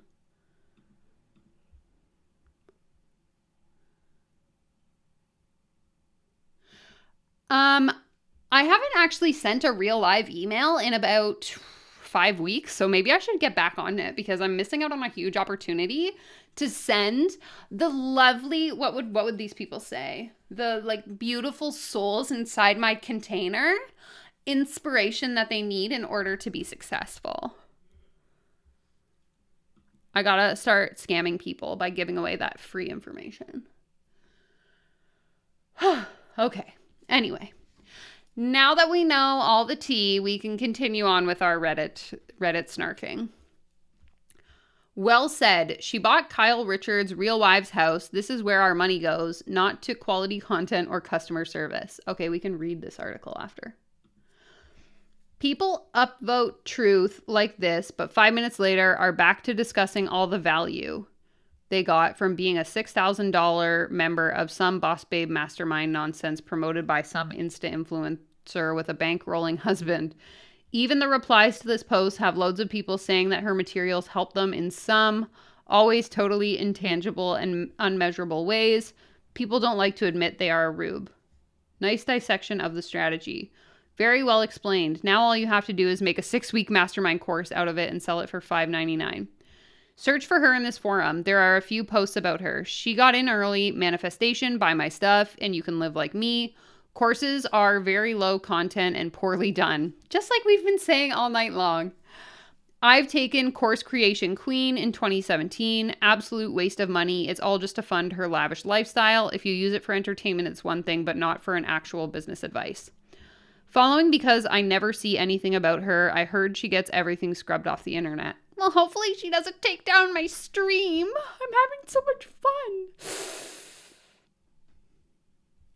Never heard of her, so I checked out her Instagram. Comes across as an Instagram mommy blogger who is into aesthetics, blah, blah, blah, money manifestation. Scammer, scammer, scammer, and OG one at that. Okay. Wow, this is a long thread. Okay. Let's look at the news article and then maybe we'll read through another thread after. See the renovations, Kyle Richards' former mansion that sparked fan frenzy. Okay. Kyle Richards, and I don't know how to say his name, from Bel Air, California, estate had undergone some drastic changes that have left Real Housewives of Beverly Hills fans upset. Entrepreneur Amanda Francis, who purchased the property in January 2022, has been documenting her family's renovations on social media, leaving Bravo viewers to leave cruel comments on her page. The vitriol prompted Richards to defend Francis publicly and tell her fans to be respectful of the new owners. Although the self-made financial advisor dropped $6.1 million for the expensive pad, it's clear her family felt it needed some updating. Wait, is Amanda calling herself a self-made financial advisor? This sentence is referring to Amanda, right? The self-made financial advisor dropped $6.1 million for the expansive pad. It's clear her family felt it needed some updating. She is not a financial advisor. Get out of here.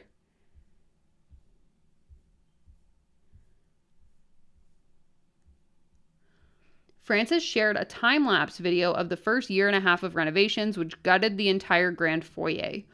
Video shows her husband slamming a sledgehammer into the original black and white tile before showing the room completely dismantled. The couple replaced the tile with hardwood floor and removed the staircase, replacing it with a more modern version with a wrought iron railing. They also added a more modern looking chandelier.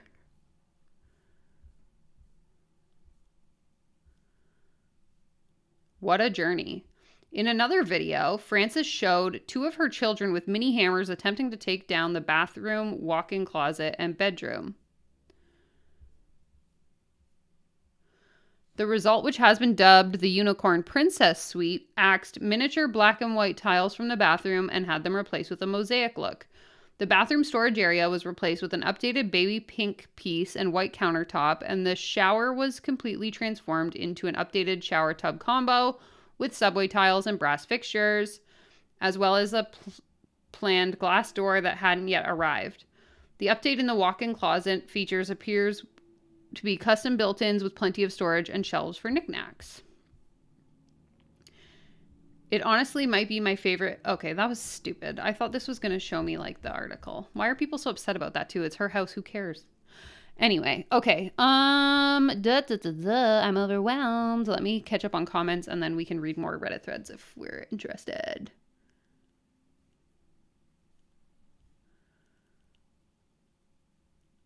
I think so. Amanda's going to send me a very angry real life email, guys. I will keep you posted if she does.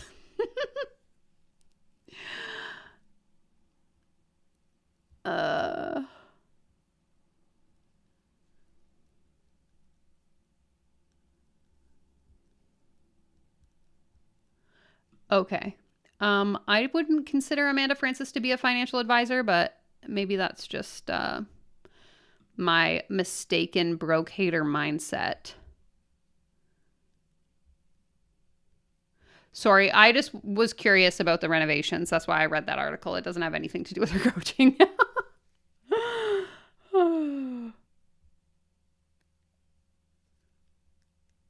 Too good. Okay. Do we want to keep reading on Reddit? What's the vibe, everyone? Let me know.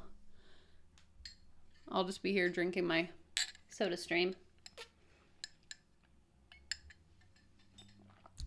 How's everybody doing tonight?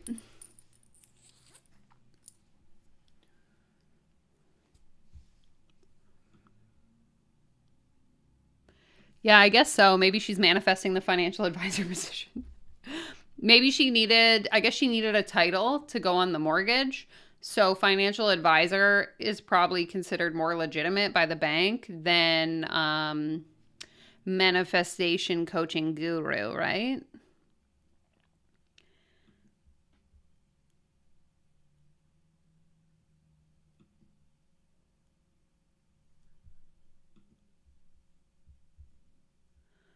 Monica says Reddit. Okay, Monica has spoken. Let's do it. So this one is just titled Anyone Buy from Amanda Frances, and it's in the Law of Attraction subreddit. Did it work for you? Did it not? Why not? Also, anyone here meet her? What was she like? I have heard both positive and negative things about her. To be honest, the positive seems forced, and they are being paid to say good things about her. The negative is she is a con artist scamming people.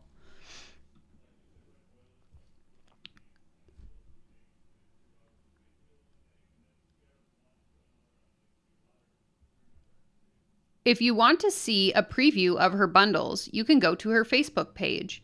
In the live video section, look for Elevate into Overflow and Drop Your Money Struggle. Those videos are included in her course as bonuses, and see if you resonate with them. The information she gives, and especially the way she does it, because she talks and talks and talks and talks a lot of information. If you don't pay enough attention, you won't be able to catch the beginning and the end of every theme she explains. For me, her free videos have been enough to change the way I see money. Also, she is the only coach that has helped me get really quickly into a higher vibe and keep it there for as long, and I found her like 2 weeks ago. No, absolutely not. Why not, if you don't mind me asking? Plus all the money, that money work just to end up with a divorced man with 2 kids and a baby, she obviously wasn't fulfilled by her work. You don't seem to like her. I think she's fine. She just has some learning to do. This is all stuff I grew up being taught. It's stuff you can get online for free. Oh, it's a scam. I could go on and on after being in her groups and course trainings for years. She gave me the worst business advice, and I ended up spending thousands with one of her referrals, only to find out she was getting paid for them. Her followers are fake. She bought them 4 years ago, and any time I've went online to talk about what happened with me, she deleted my comment and acts dumb. Don't mess with her. The minute you have another opinion or result that doesn't match up with her 5-star reviews, she blocks and deletes you and even sometimes drags people online publicly. I have a ton of screenshots of this. I totally made that up. I have teen shots of all of this. Screenshots of this. Wow. Has she threatened you with any legal action or some weird BS like that? I did get an email from an address that had my first and last name that said, "This is your warning." I could assume it was her just trying to scare me, but she could never afford my lawyers, LOL. Bring it on, sis. My family is big time into law in both Florida and California, so she would essentially be wasting her money while I don't spend $1. I wish she would. Can I see the screenshots? I have no way to know if it was actually her. It was definitely a made-up email that responded to me weekly outgoing email list. It didn't have her name anywhere on it, so zero proof, just assumption. I bought into one of the bundles. I totally forgot which one back in 2019. I can honestly say for me, it was a waste of money. Didn't see any profitable results. Like someone has mentioned before, it's just the best way to view her free videos or buy her book. Okay. Sorry. Hannah is saying, I found an interview with her on YouTube. Welcome Beauty School Dropout. Okay, we can watch an interview. Hannah, what's the title of it?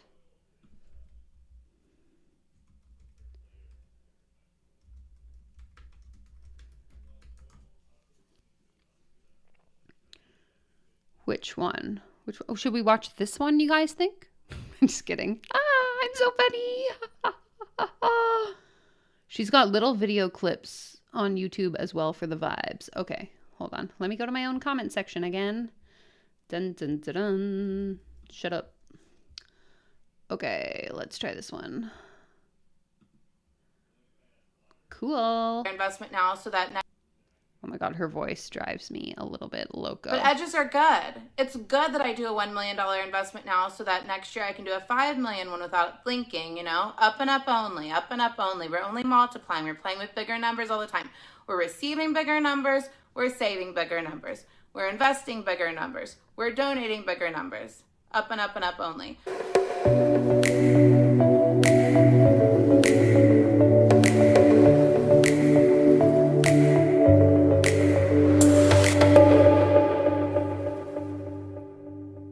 Curious what a mental emotional leap for you it was when you threw down 1 million. That feels so scary. That's a really good question.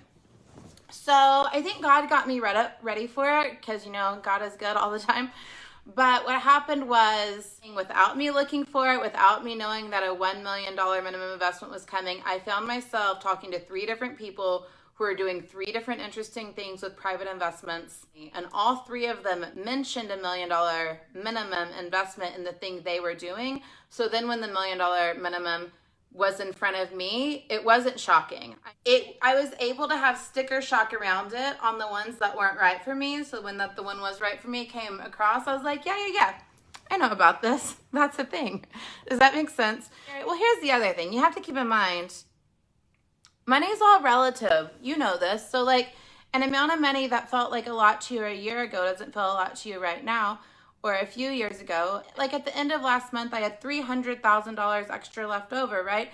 So if I'm putting hundreds of thousands of dollars.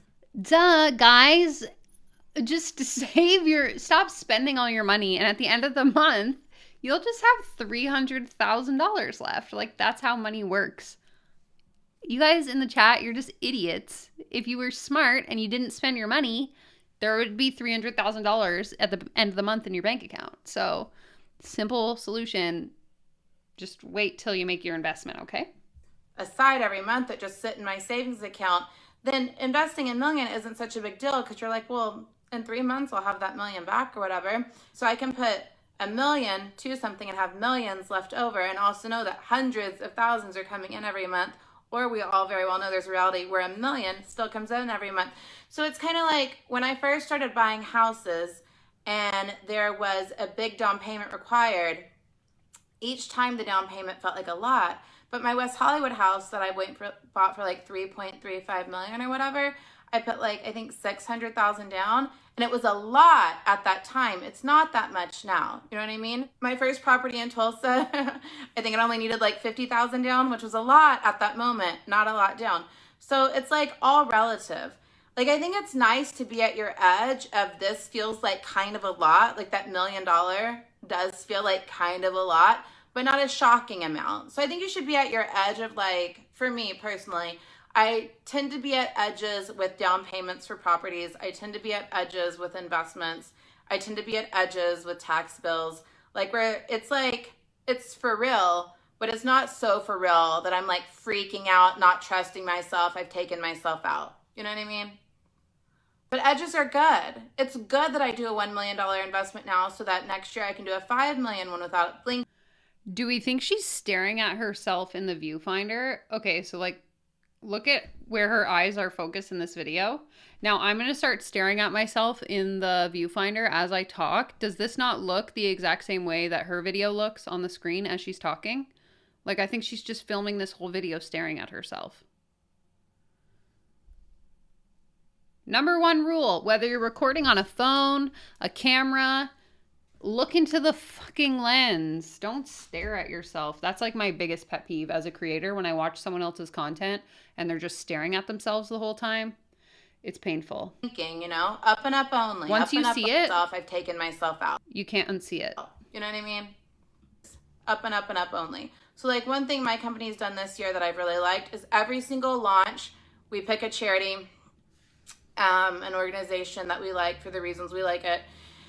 I look at a bunch of different charities each month to decide, and 10% of that launch, what's received in that month, goes to an organization. So whatever I launch this month in June, like I'll do a launch within the month, and 10% will go to like an LGBTQ supporting organization, and I'll pick the organization, I'll put it on the enrollment page, and then when the month closes, double do the math, we'll make a donation.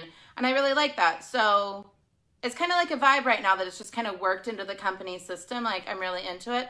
And that is like tax deductible and stuff. But like, once again, I don't feel like that's the reason you do it. Like, you're not mad at it, but you know.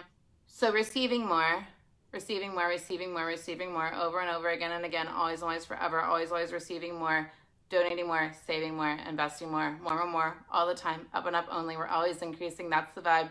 No reason to go up and down. Always reasons to go up and up. Continually, purposely, intentionally, forever and ever and ever. Amen. How did you coach yourself through the risk or get over any fear that you had around it? If I lose the $1 million, I'll make another $1 million. Like, it's not that deep. But I know I will. Like, I know what I'm doing is cool as fuck, and I know it's the right thing to do. And my attorney, like, significantly read over the paperwork and informed me of, like, the risk and what the paperwork said. Like, I mean, I'm always going to be informed. I have an attorney read anything I sign ever, so there's that. But it's also like, if money is a neutral resource, and money loves to replenish itself. I believe money loves to replenish itself. That's another thing. I really do. So I have like a minimum for the amount I always have in savings no matter what. So if I make a big donation somewhere and I've gone below my minimum, then it has to replenish because that's my minimum. And that's been my experience over and over again. And I tell a few stories about that in the book. Like, okay. Oh, I get it now. Okay, so my new minimum, my bank account cannot go below $10 million. So now that I said it out loud, and since my bank account is currently below 10 million, when I wake up tomorrow, it should be back at 10 million. It's never been at 10 million.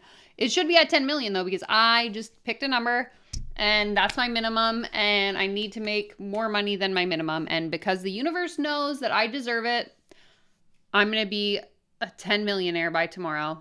You can count on that. You heard it here first, folks.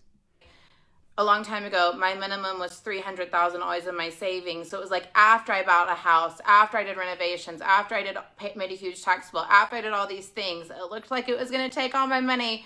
And last minute, the way it all worked out with money coming in, there was still 300 at the end because there's no planet where I had less than that at that time. At this time, there's definitely no world where I have less than $1 million in cash. Definitely no planet ever where that could even be possible. And like multiple millions in my investments. Like there's just no reality where that wouldn't happen. So it's like, if something falls apart, then you make it back. Because that's who you are and that's what you do. You make money. You're a woman who makes money. So you don't have to be afraid, you know? And you get to be wise and cautious and all those things, you know? I love you guys. I hope some of these ideas and practices deeply, deeply serve you. And I am here for you. Okay, have a beautiful day. What was the idea? What idea did you share with me? Because I didn't learn nothing, lady. Okay, I want to read the comments, though, because I feel like people who are in it are going to be like, this is revolutionary. Oh, my God. Money loves to replenish itself. Oh, my God, this is my new mantra. I love it so much. Thank you. Have a wonderful trip. I love this. If something falls apart, then you make it back because that's who you are and that's what you do. You make money. You're a woman who makes money, so you don't have to be afraid. Epic statement. Oh my God. I love how you open doors to new levels. While I'm trying to start my life at 44, I love nitty-gritty basics of money mentality. Oh God. I got this at such a perfect time. I just invested in what I've been manifesting for a long time now. A new wardrobe that fits how I define myself. Okay, but if you invested your money, then did you really manifest it? Because you actively went and spent that money, right? Wouldn't manifesting be like getting donated a new wardrobe? Just asking for a friend. Yeah, I guess that was supposed to be like mantras that we're supposed to take away and repeat to ourselves now that I'm reading through the comments. I also hate it here.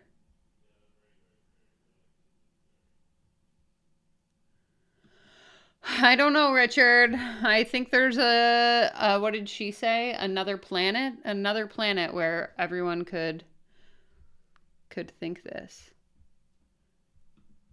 Yeah, this person is saying they manifested a new wardrobe, but if you she said I invested in, so then you didn't manifest it if you consciously went out and spent all your money on buying new clothes. I wouldn't call that manifesting, but maybe I'm missing something. Money loves to replenish itself.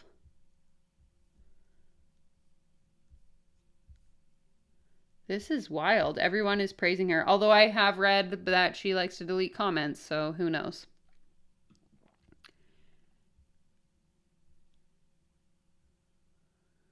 Yeah, I'm confused by that comment. Anywho. Okay. I don't know if my brain can handle much more of this. This was eye-opening, to say the least. I, too, am a woman who makes money, just not like this. You and I both.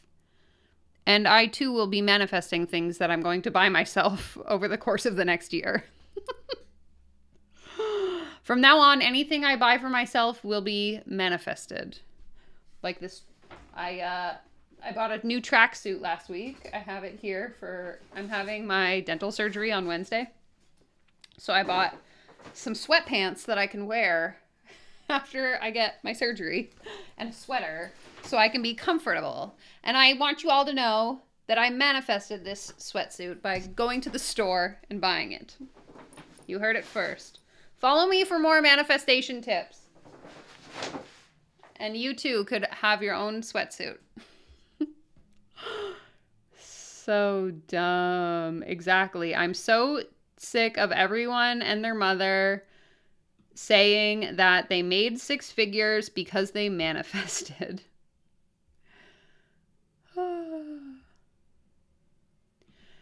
Harrison, you gotta stop outing me in the comments.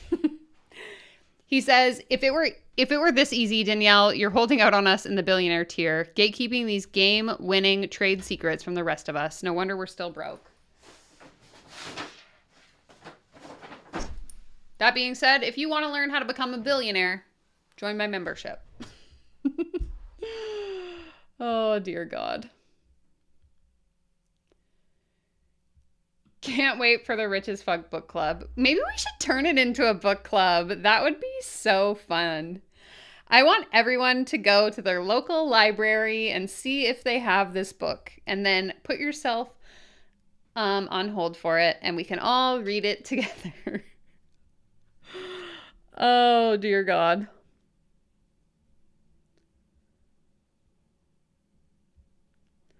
I manifested boots arriving tomorrow. I'm so proud of you. That is just amazing. Everyone drop in the chat what you've manifested lately. I might manifest some Uber Eats once we're done here. Exactly. Hannah, you totally understand now. Manifesting when I ask my dad for specific things and then I get them for Christmas. That's exactly it. I am going to manifest. Yes, I love it. You know what? You guys are doing great. Monica just manifested gas in her car when she went to the gas station. I love to see it.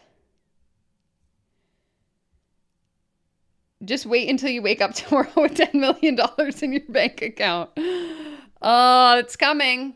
I already decided. Everyone, I hope you decide what your minimum threshold is and you wake up with that amount of money, because that's how this works. Manifest everything you could ever want with all the money that we just spent.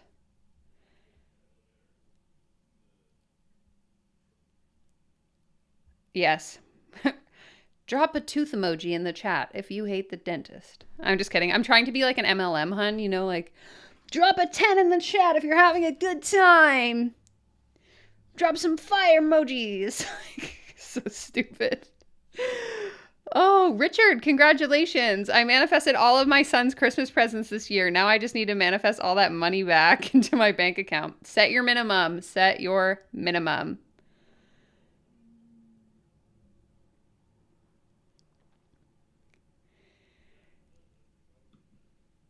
Julia says, I always think of legit CEOs being in the same room as the no strategy, all mindset, no tracking, all vibes people. It makes me giggle. You should come to my house sometime.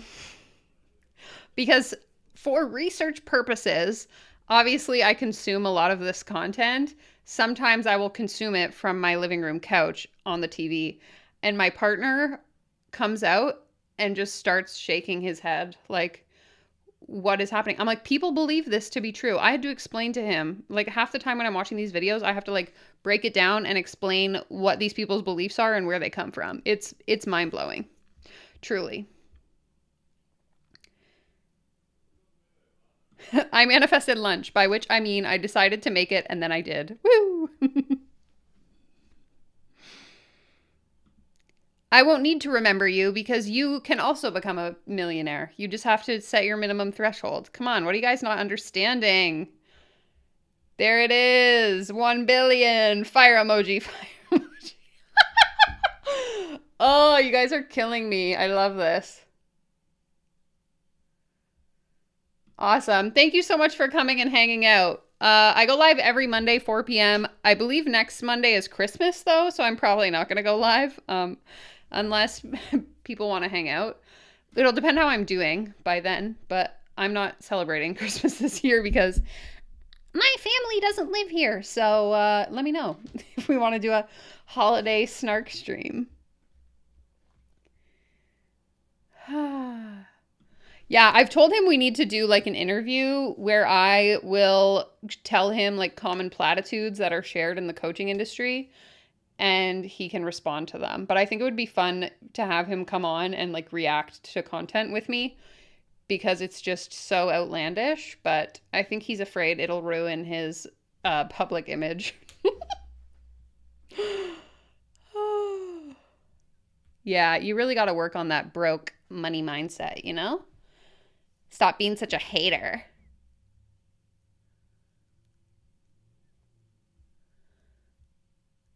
I think, oh, my camera died. Hold on. Please hold. And we're back, baby, or we will be in 3, 2, 1. Welcome back. That was just a brief intermission. Oh, now the camera's all glitchy. I love that for us. Okay, give me a second.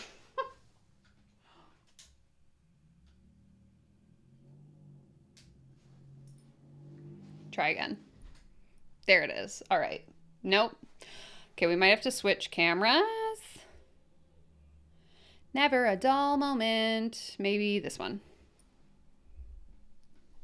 Hey, everybody.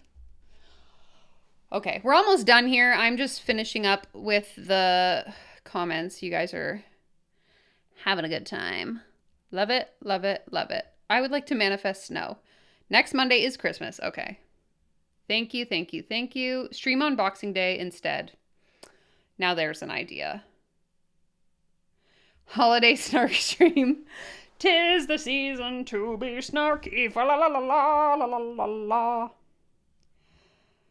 Cool, cool, cool. Early hours of the morning for me, so celebrations will be done. Richard is in. We got one person. And Lori. 2 people.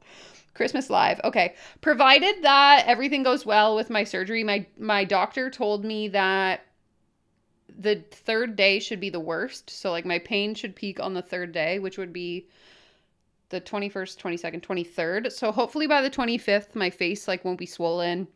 And as long as I can like get out of bed, then we should be good to go. Exactly. That's kind of my thought. I feel like there are many lonely people on Christmas. And again, my family doesn't live here, so we're not celebrating this year. So if people want to do it, we could do it. Manifest your camera getting fixed. I need to buy a dummy battery. So the issue is I use just like regular camera batteries and they only last about 2 hours. So then I have to swap them out halfway, but then it does that weird glitchy slow motion thing. So yeah, the camera is done, as am I. Can we manifest the watch along stream? Okay, do people actually want to do that? Sorry, I'm just trying to read through these comments as fast as possible. Do you guys, am I allowed to do that? Okay, I'm going to Google this. Can I stream on Netflix? I feel like that's illegal. To YouTube. What if I made it private?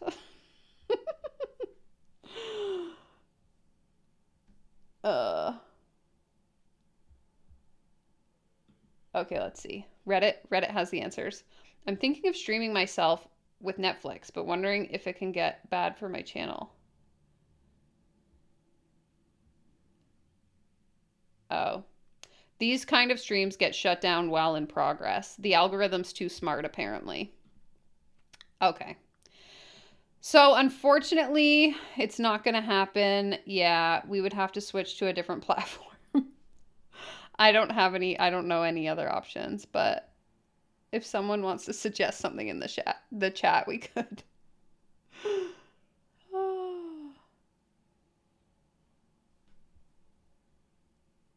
Yeah, apparently the algorithm's so smart, it'll just know that I'm streaming Netflix, so you'd have to do it through Discord. Boo. Okay. Well, maybe in another life, we'll figure it out. I don't have a Discord channel, so... And I'm not in the mood to figure it out right now. But maybe in the new year. Maybe that's something I can figure out while I'm bedridden for a week. Okay. I'm going to leave it here. I want to thank you all so much for... I keep looking at the other camera that's not working right now. I want to thank you so much for being here. This was a lot of fun. I still have... What do we have? What day is it? Day I just published for the members on my channel. You should have access to tomorrow's day 8, I believe. Day 8 of Coachmas. The rest of you will get access tomorrow, 6 a.m. Pacific. I'm going to record day 9, 10, 11, 12, whatever is left. Day 10, 11, 12, I think. I need to record tomorrow. I also, guys, have about 4 scam interviews scheduled between now and the 2nd week in January. So I keep looking at the other camera. I need to turn it off, so I stopped doing that. Anyway, get excited because I'm super excited. We have 4 anonymous. Some of them are anonymous. Some of them are not anonymous. Not that it matters. 4 people are coming to chat with me about their experiences with the coaching industry. So those will be coming out in the new year. Super excited for that. Let me know if you want a Discord. Maybe I'll open up a poll in the community tab. So wait 5 minutes and I'll see you in the community tab. How the hell do I end this? Okay, I'm going to play the outro. Thanks, everyone. And I'll see you later. Okay? Okay, bye! Oh no, the file! Okay, hold on. I moved all the files around on my